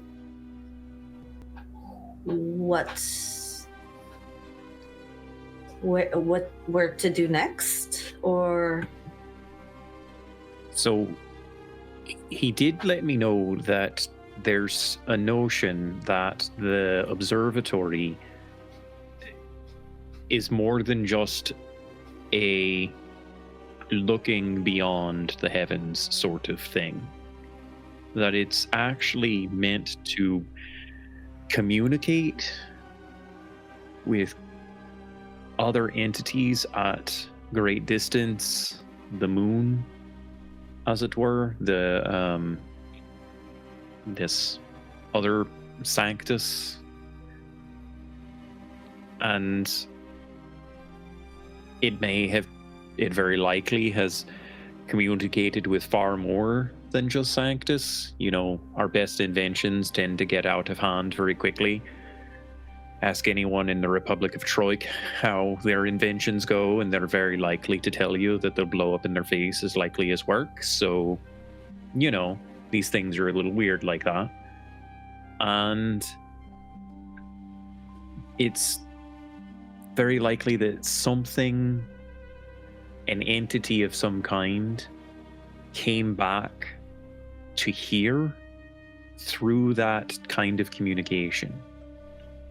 Now, what that entity is beyond Delvorminath's sight in some way, or he just doesn't want to tell me. You know, could be either in this case. And I'm still, like I said, still processing a few things. Right. But I assume Delvorminath didn't come and speak to any of the rest of you during whatever that horribleness was in the place with the Voivod and the people and the Viriline and the absurdity and all that. No. Wynn's just been like looking at little bugs and just listening, but like just distracted. No. So the trade-off, the energy trade-off, was they put the things on us like half of the masks, and it basically, at least for me, it went through every memory that had a bit of a spike of emotion to it, and replayed it and felt it as, and it's just, yeah, it was draining. It's fuzzy right now, but it's not just me that thinks that these people have some very serious mental difficulties in how they seem to be feeding off of emotions, right? I'm not sure I'd phrase it like that. They're just different. I got the sense that they hunger for this sort of thing.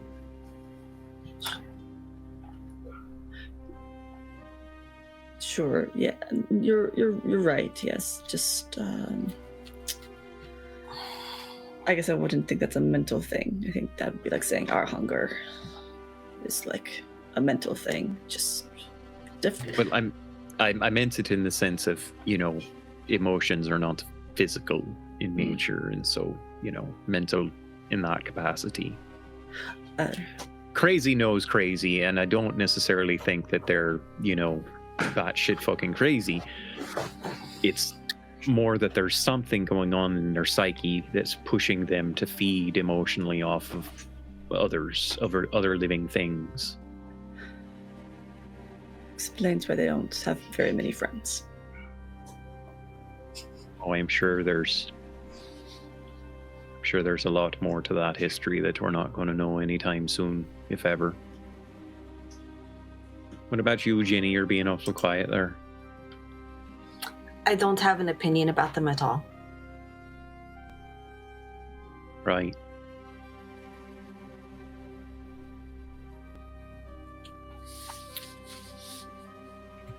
Okay.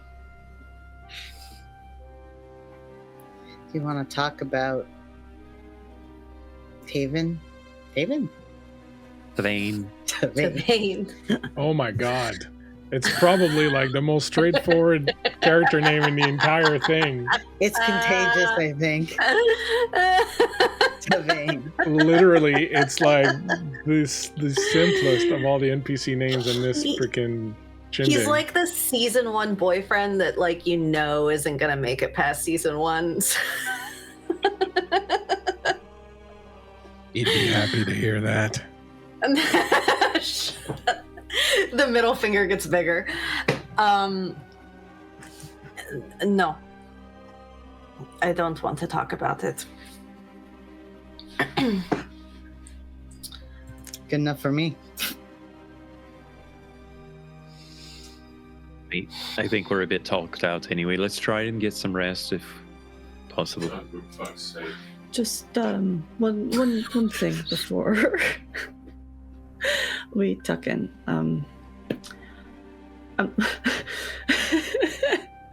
Sorry. Sorry, Steve just broke me.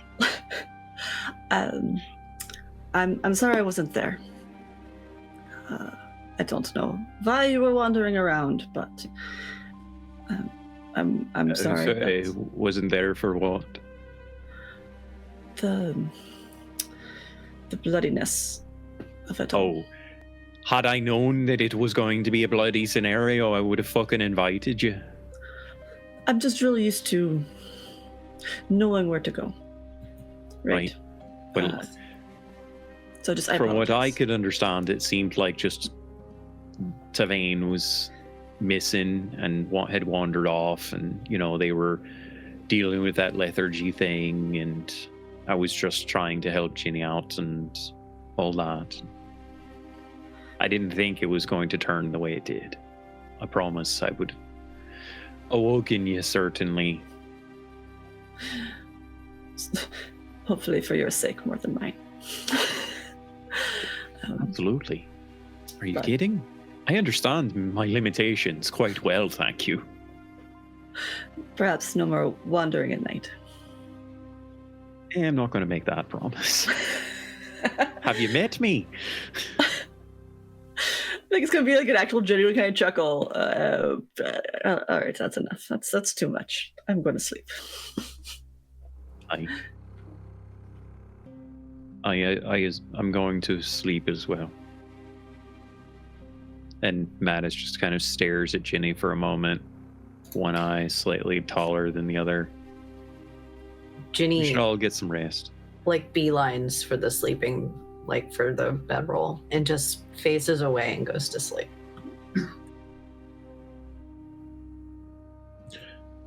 As you go to sleep, I didn't hear anyone say that you were leaving someone to watch the camp.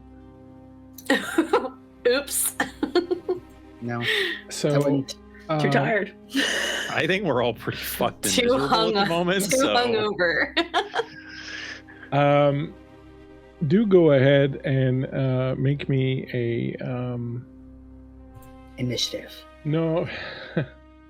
I'm not that much of a bastard. yes, you He's like, I didn't make any maps, but No, go ahead and give me a perception, but at disadvantage. most of us are already at disadvantage, so All of you are at disadvantage. I will immediately say I'm using one of my dark points. So, Inspirations? yeah. Well, we called them It's- something yeah, for this, right? Oh, okay. Did we call him something? I think we were just using advantage because it's D&D. what'd you I get? got a nat So- 20. Woo! Sorry. Excellent. Nice. with- I also got a net. Oh, I'm so sorry. Go ahead. I was going to say with disadvantage, I got a 21 total. Oh, shit. I got a nat 20, but then with disadvantage, I got a 3. Okay, makes me feel a little better. Yeah. I got 13. I rolled a 20 and a 3 as well. So both. No way. Why did I roll 2? I should have just rolled 1 Yeah. Yeah. because they would have canceled out. My apologies, everyone. So Wint and Mattis, you are going to become aware once you wake up in the morning that someone was in the camp. It will not be anything too overt, but you will get a sense that certain things maybe have moved, or there'll just be this kind of lingering kind of energy or whatnot, but you're fairly certain that someone has been in the camp while you were sleeping.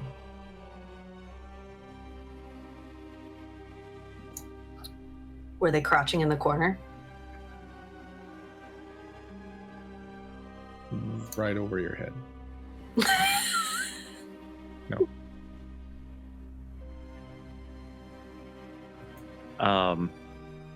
Someone or something? Is there any way to tell the difference, like creature Definitely versus humanoid. person? Yeah, definitely humanoid. Okay. I think that Mattis and Wint kind of share a knowing look at the same time. Right, everyone check your things. Make sure nothing's out of place. Make sure nothing has been added to your possessions that you didn't already have accounted for, please. As Mattis just starts going through his everything. I will also do that. Yes. I'll do the phone, wallet, keys, pat down. That's about it. Phone, wallet, keys, ass. I feel like you have bugs that you've collected earlier in your pockets too. I've just gotten really into bugs. That's what happened. It went from crystals to bugs. Maybe I had a terrifying memory about bugs, and now it got rid of all my fear. No Yeah. longer afraid. I always wanted to be with bugs. Yes. As you wake up then and close up camp and head towards Sorrow, anyone stopping by the fountain while you're here, or are you just going to walk on no.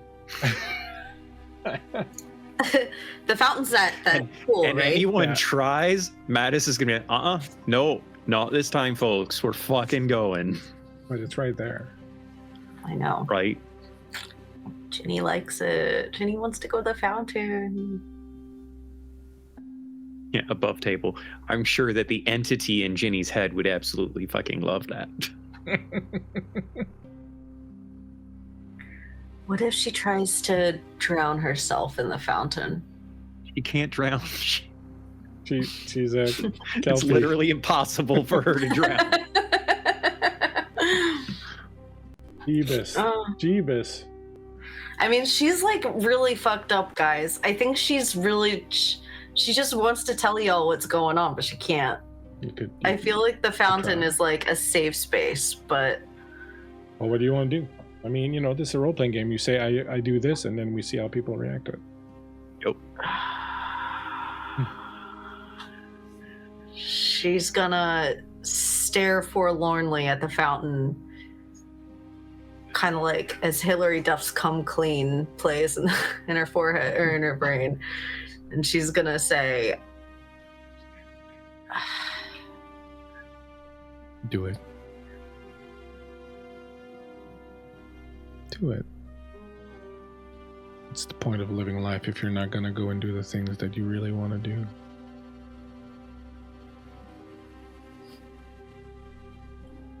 "Shut up." And I think when she says that, it almost sounds like she was answering Mattis's warning. But then she just kind of like turns around, and as she passes Mattis, her shoulder, inadvertently, she does not mean to, like almost bumps into him. She'll go back. I think Mattis just stands there and watches her, looks back at the fountain, looks back at her, then looks at Odette.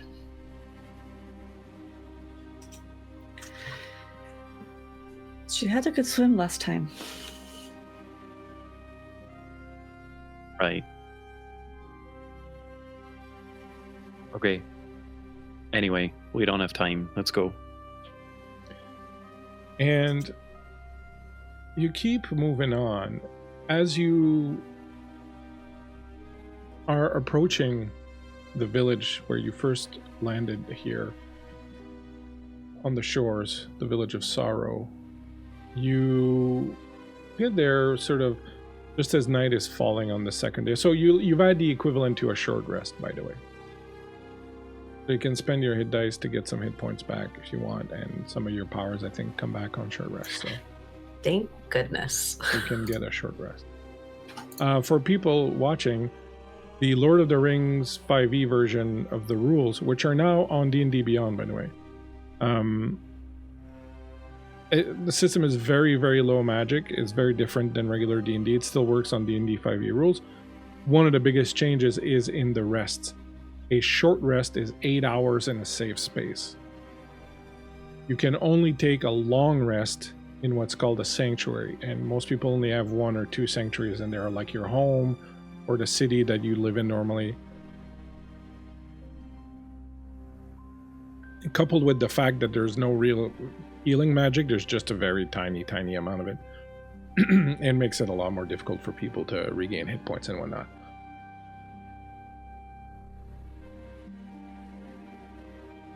Mattis, you have a power that heals shadow. That's something you would have done, or? I already used it. It recharges on a long rest. Oh, So okay, there you go. I have 2 healers kits, and I think they could be helpful for the 2 people who are struck down, perhaps. Yeah, I rolled a 1 on my on my hit dice, so I love that. yeah, so before we got the short rest, because I get my crafts back, I would like to use the 2 remaining ones that I had to do a healing check on both myself and Ginny. Okay. Normally I roll that at advantage, so it's a straight roll for me this time. You can I'll use go ahead and roll. Yeah, you can use advantage. I don't know. Varl, the They don't keeper, stack, right? keeper of the advantage. I have plenty, but I didn't think that they would stack because I have disadvantage and advantage. They're going to cancel out if I spend the inspiration. Will that Yeah, give but me your advantage advantage again? comes from a power or something built Okay. into your class, right? Yeah, then I Yeah, will so then definitely you do could that. you could if that advantage gets taken away by disadvantage, you can then spend an advantage to get an advantage. Okay, so that's 15 on the die plus my medicine of 10 for a total of 25. So that's going to heal you 15 points. Oh my god. Okay, I love it. And then for Don't me, worry, I'm doing that again. Just so you know, Varl, I'll be at 3 at the end of this. I had 5 before I started rolling. 16 on the die, so that's 16 points for me as well, so I don't have to spend quite as many hit dice.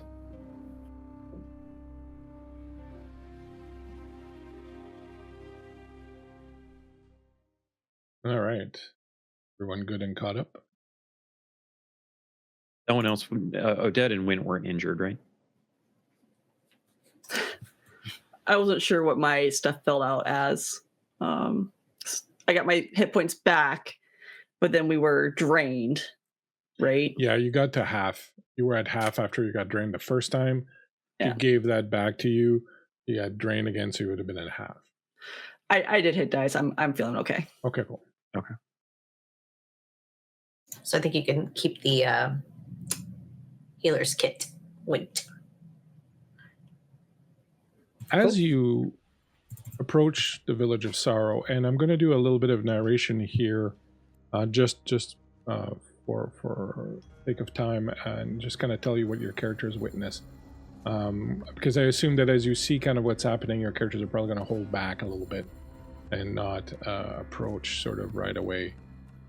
But as you approach the village,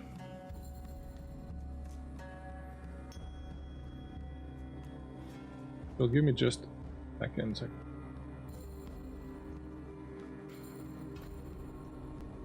My window here, okay.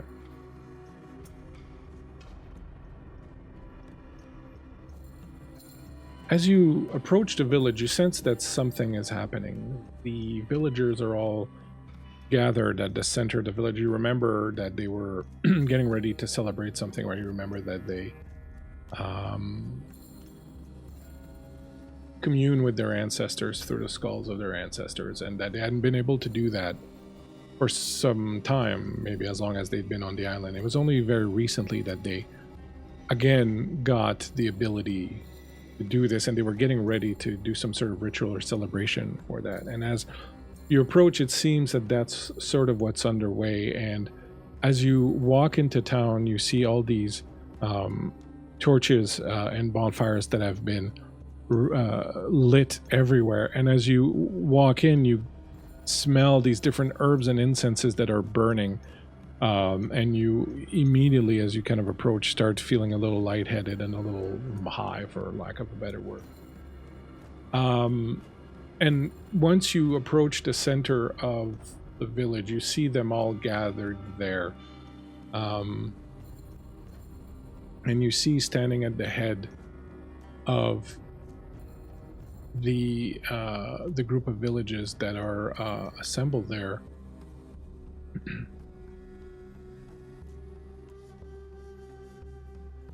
This figure. The villagers are gathered, as I was saying,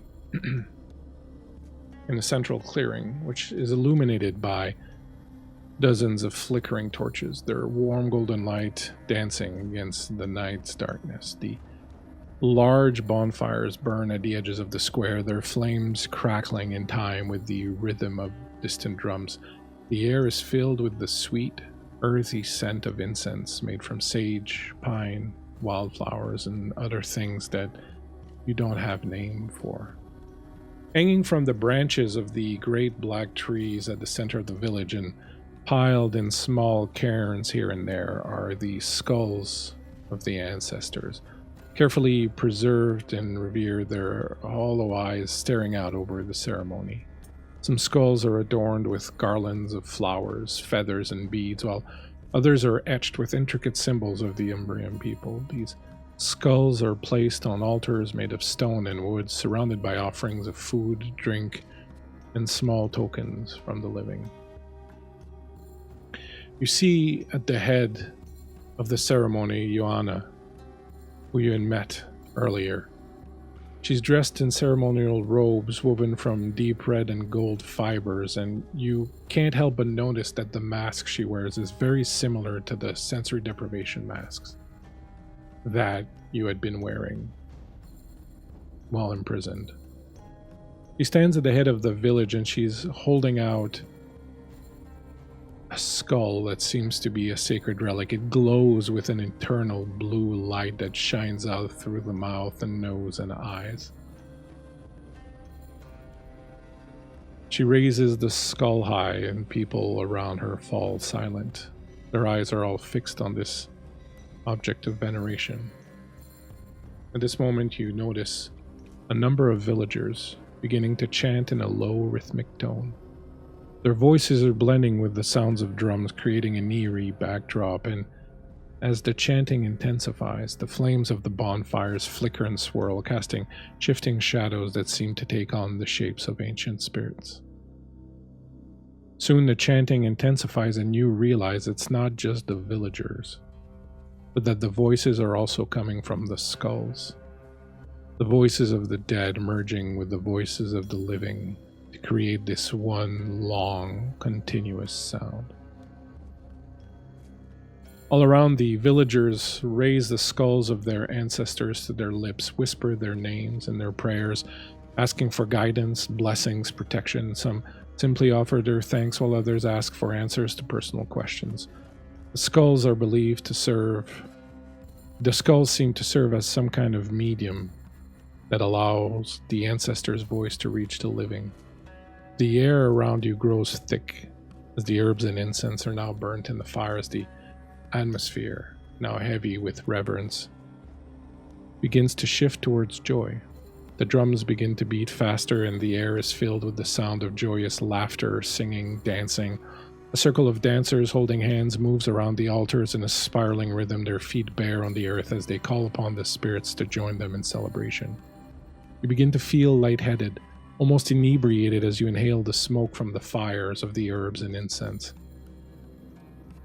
You expect, perhaps, to feel a certain connection to your own ancestors, but you don't really feel anything of the sorts.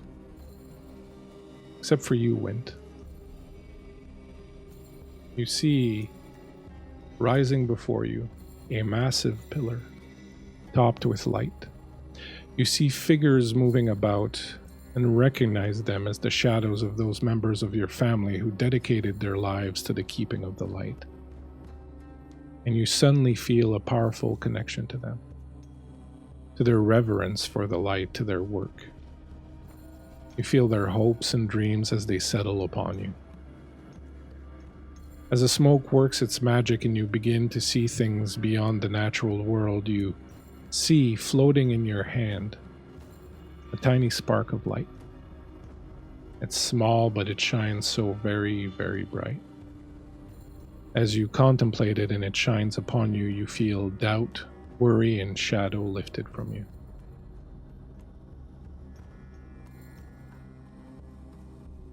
As the night deepens, the villagers share a grand feast at which you are invited. No one asks questions or seems to find strange that you are there, but by this point you are so taken in by the atmosphere, the music, the smoke on the air that you might just feel willing to join in. And I will let you decide for yourself if you do or not. If you don't, you'll be left alone to do as you wish. If you do, you will be invited to the feast, which seems to be as much about nourishing the spirit as it is about feeding the body. You find bowls of various kinds of drinks, berries, grains. The young and the old are joining in the dancing. They celebrate the lives of their forebears. Children are playing near the fire, something that you didn't see at all in the town of the Ysterra. Children playing the future there in front of you. The elders share stories of the ancestors, recount their deeds, their wisdom, their sacrifices. These stories are not solemn tales of sorrow, but vibrant and animated accounts of the power and vitality of the ancestors who are believed to be with the living in spirit, guiding and protecting them.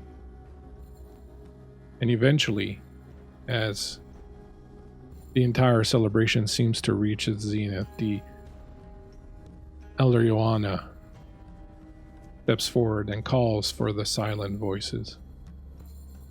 The villagers form a wide circle around the central bonfire, each holding a skull. Joanna raises the sacred skull once more and speaks words in a tongue that you do not understand, calling upon spirits, perhaps. Flames of the fire flare up as though responding to the call, and the village is filled with an overwhelming sense of connection, as if the boundary between the living and the dead has momentarily vanished. The village then enters a deep meditative silence, each person reflecting on their own life, their ancestors, the future that lies ahead. After a few moments, the silence is broken by a collective roar of joy as the people shout their ancestors' names in unison, acknowledging their presence and celebrating their legacy.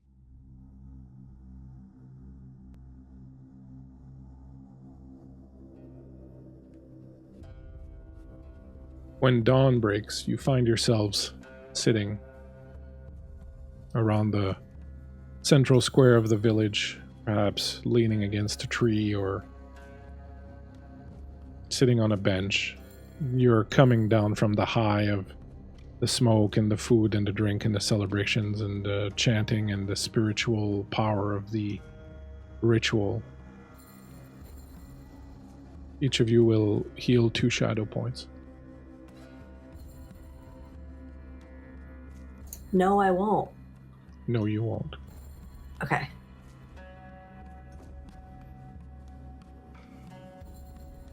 As you sit there contemplating what you've seen and everything that occurred, the connection that was clear between these people and their ancestors, something that they said they had not felt for a very long time.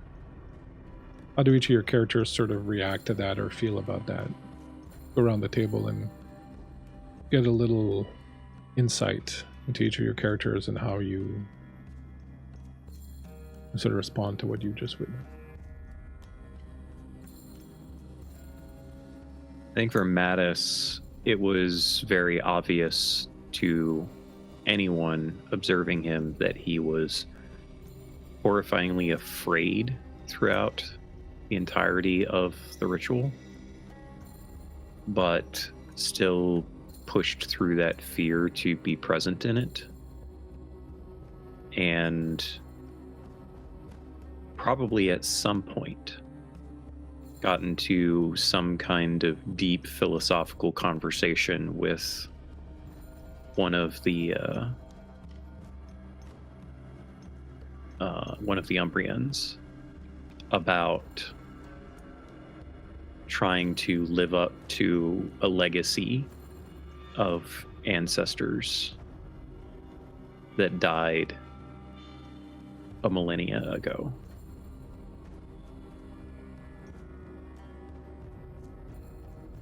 I think whoever you talk to will tell you that one of the chief tenets of the Umbrians is that life never ends, and that when someone dies, they just continue on living a different life, but they're always part of their life. They're always there. They're always, whether it's in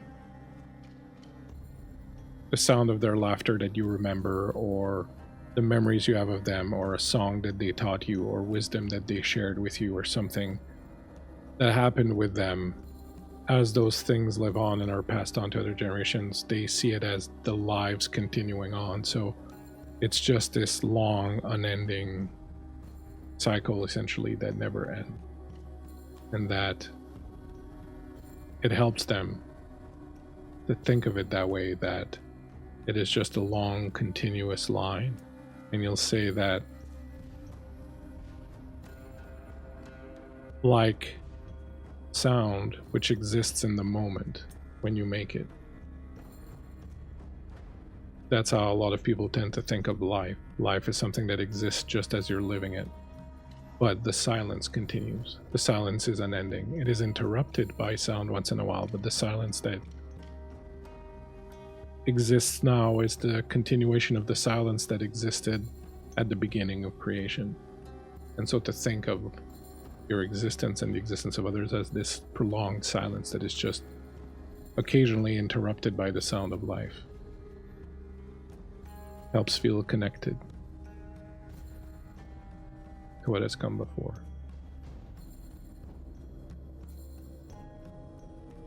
There's a part of him that wants to believe in that, but then there's another part of him that probably comes off a little bit patronizing when he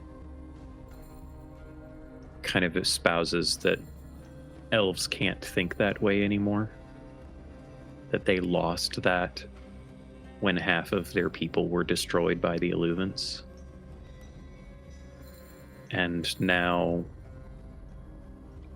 they're too caught up in the notions of bloodlines and trying to rebuild a people that can never be the same again, to the point that they have forgotten that meaning of ancestry. You'll say deep sorrow in the face of whoever you speak to. Will say that that is without a doubt one of the saddest things he has ever heard, and that he hopes that someday your people find a way to either mend this or to recover what you've lost. And you feel it's very genuine.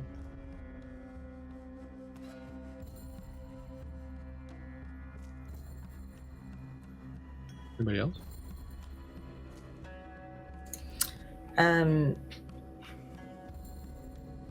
GINNY. I remembered her name. I almost said a different character's name. GINNY is going to participate as a means to fill the silence in her head that's like taken over by a presence, where before she at least had like full control over what was in her brain, albeit the whispers. Now it's just like something lurking. So you see throughout the night a very loud, abrasive, flirtatious, like busy person And the next day, she's back to being like that quiet, somber, just like a malaise about her.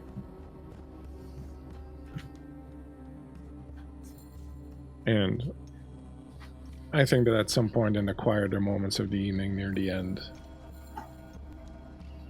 the voice in your head will say,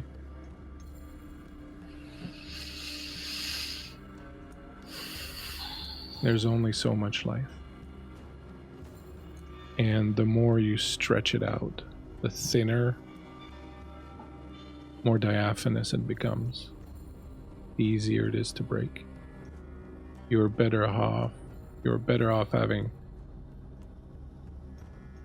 a smaller amount of it, but having it be everything that it can be, and to stretch it out into eternity and have most of it be insignificant.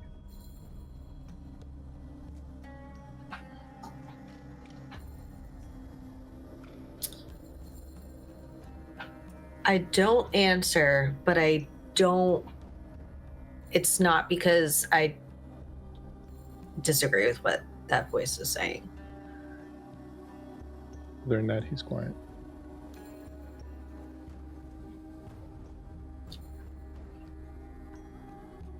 Sweet.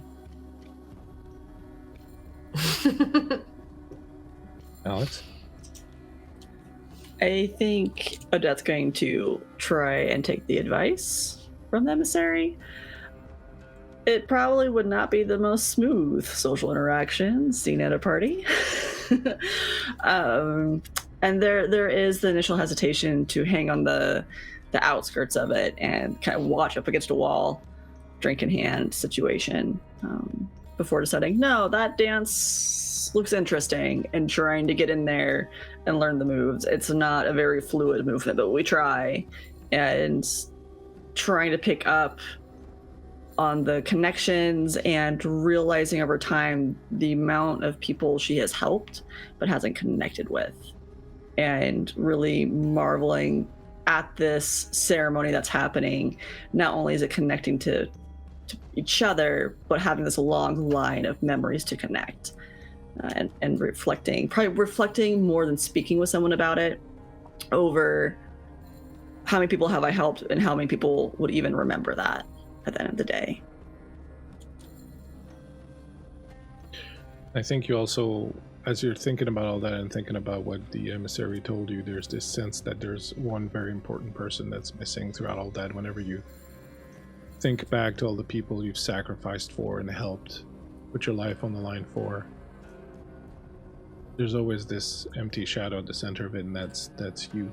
You're missing from all that, missing from that list of people that have benefited from you and what you have to offer. And I think that sense of missing you becomes almost kind of like that sorrow and grief of missing someone who has died and gone away.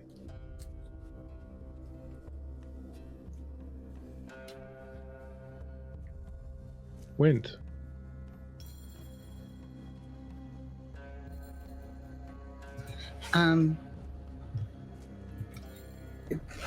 Do I have it now?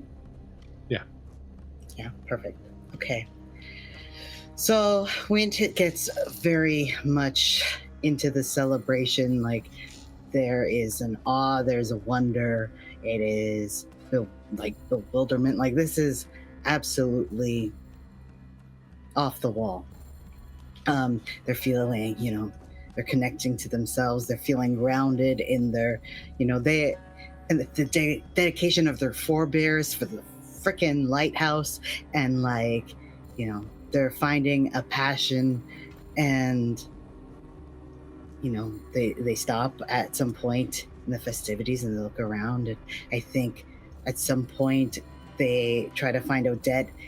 Seeing Odette being very flirtatious and having a lot of fun, and trying to wingman them with Iona, see if that could work out. I think they go up to Mattis, and he's mentioned how fearful he was, and was just like, you know, at some point we'll try to catch you and just be like, you're being really brave, and you seem to be having a good time. I hope you're learning a lot. And I don't know, GINNY seems to be having a hard time, but I'm not sure how to best try to comfort GINNY. Would GINNY even let someone try to comfort her at this point? What point is this? Like, where is this, last night or current? This is during the party that I was mostly having these vignettes. I think what it looks like is if you were to approach GINNY doesn't really see you. She sees you as somebody there, and she'll engage with you as if she would engage with anybody in this state, like somebody that's like really drunk at a party.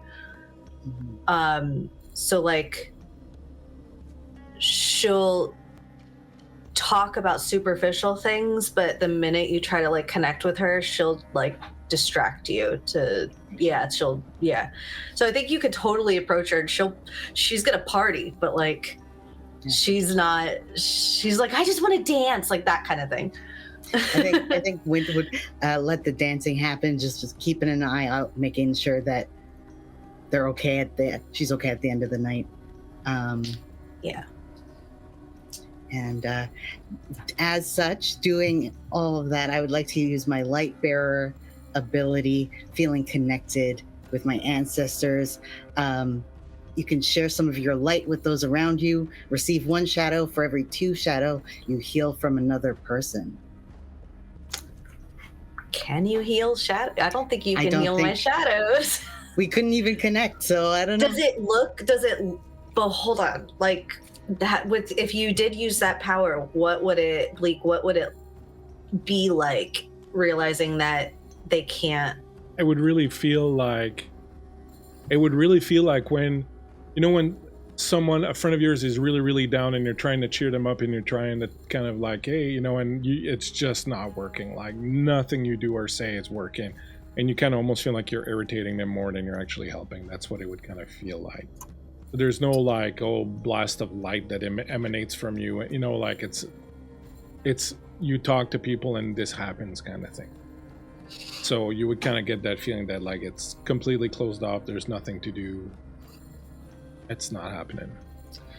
I think for flavor, like you see like 1,000-yard stare. Like you have like a moment where like our eyes lock, but there's no one home right now.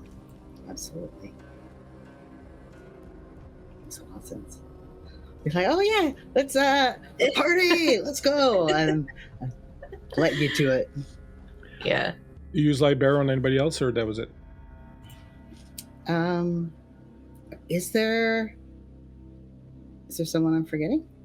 The other two, sorry. Oh yes, I'd be using it on them. That's what kind of like. So how much do you take? I would take can I take more than 2 points for each of them? Well, it's gonna affect you, right? Yeah. Because you take that, you get the shadow. So if you go, you don't want to get to your maximum. Or do you? I can get. Well, especially if I don't get any from. I'll just do 1 for each Odette and Matisse. Thank you. I'll be at 5. After talking to Wint, you both feel a little bit chipper and, more kind of hopeful about things. And Wint sure is a good listener.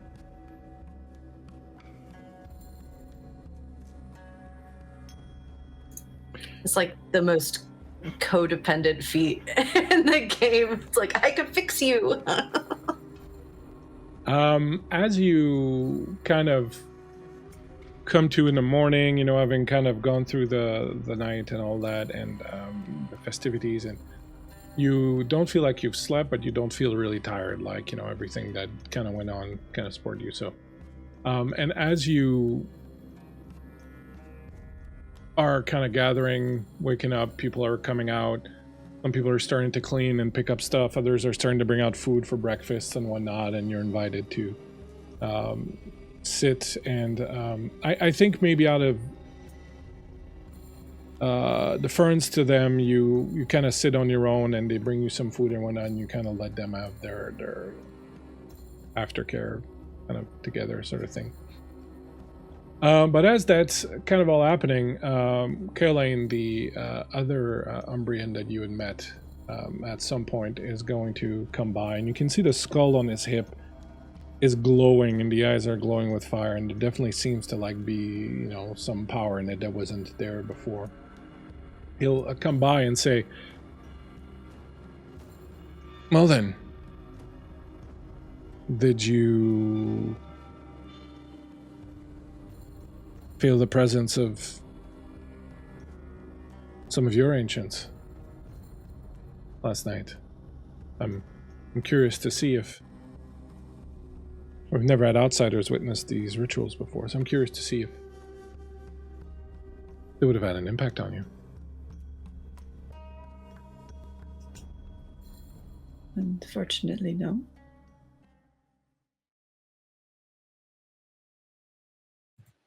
In the same way your people did anyway.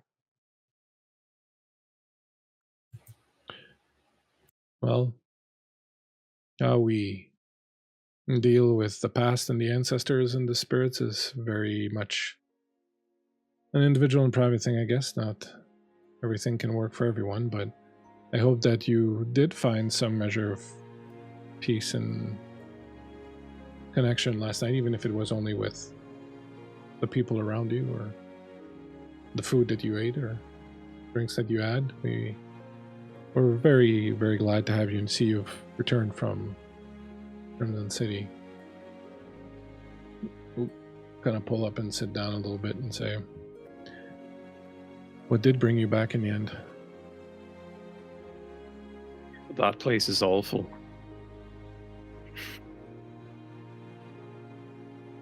I'm sure they don't think that, but I'm sure many of us would agree. Regardless of what they think, there's circumstances there that I don't know, I can't even quite wrap my head around everything at the moment. More than that, we came back because I needed to talk to you about the place where you came from.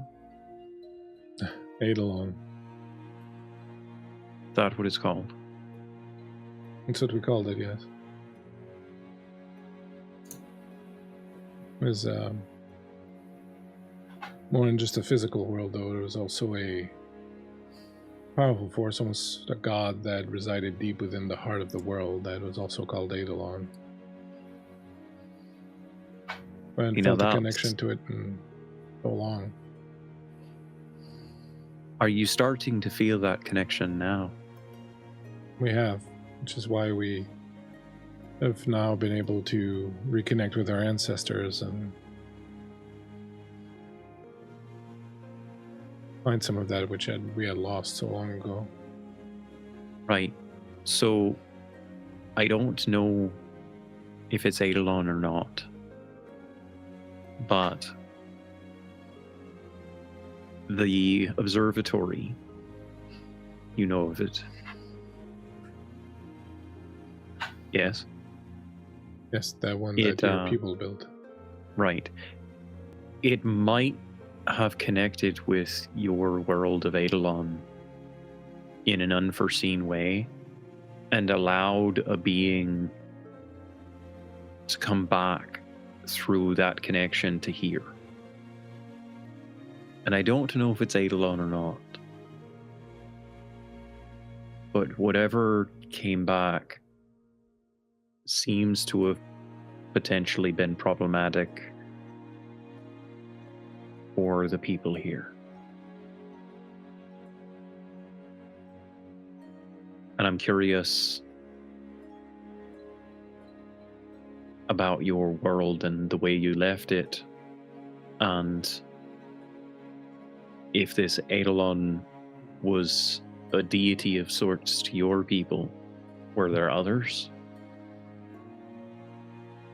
There were no others.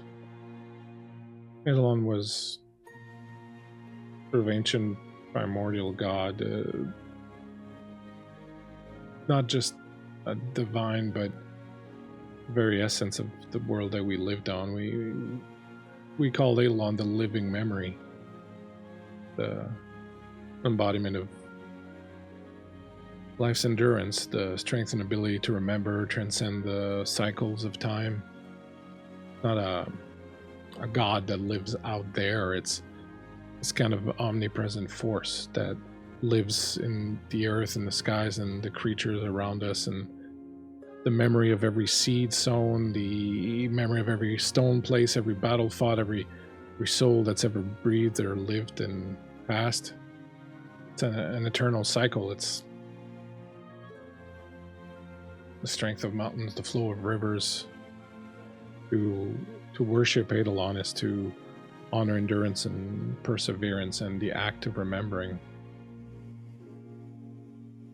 When the Virline first came to our world, they enslaved our people. They drew sustenance from us. They drained us and turned us into shuffling gray ghosts. We almost perished. Then they discovered how to draw their vitality from Eidolon itself. They liberated us because they didn't need us anymore. But in time, they came to draw most of Eidolon's life force. The planet became ill. It affected them.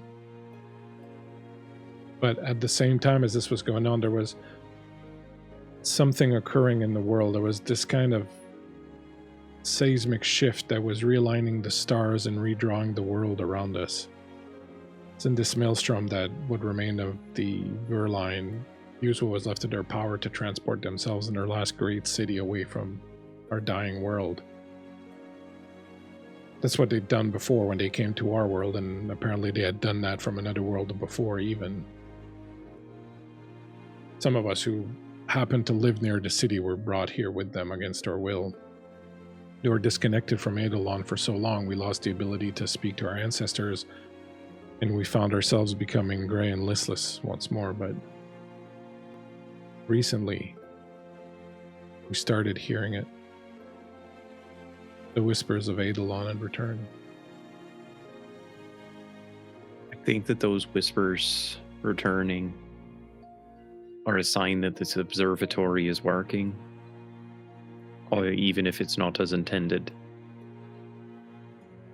And I would very much appreciate if one of your people could come with us that might be able to feel that connection and tell us if it's stronger when we arrive. And you think Eidolon might be here? I don't know. I don't know if you're feeling that connection because of the observatory being in existence, or if it has somehow drawn some portion of Eidolon's existence here to be with it. The circumstances of that are mind-boggling, to say the least. A being of Eidolon's power, even in a weakened state, would certainly alert the Ascendant. And the Ascendant wants their whole edict of existence is to prevent beings like that from coming to this world. So my inclination is that something else has crossed over, and that the observatory has a connection to Eidolon that you can feel through, but that something else has come with it that has caused a maledict in a way. I'll be glad to go with you. If that is Eidolon, I would like to know that I can bring back the news to my people, and if there is some darkness with it, I would certainly want to help in getting rid of it. We should not tarry, though. It appears as though the night is going to become quite dark very soon. As you look up, you can see that the conjunction of the moons is almost done, and you can start seeing that other shadow that's moving in below them and starting to sort of hide the luminescent aura of the biggest moon in front. It's almost kind of like someone took a blade and cut out a little chunk of it. I agree, we don't have much time. I gather we have maybe a night or two at most. I'll go with you then.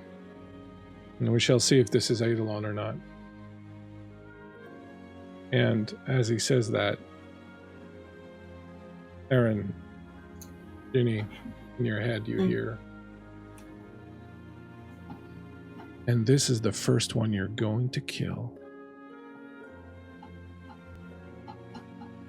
And on that note. Oh, fuck off.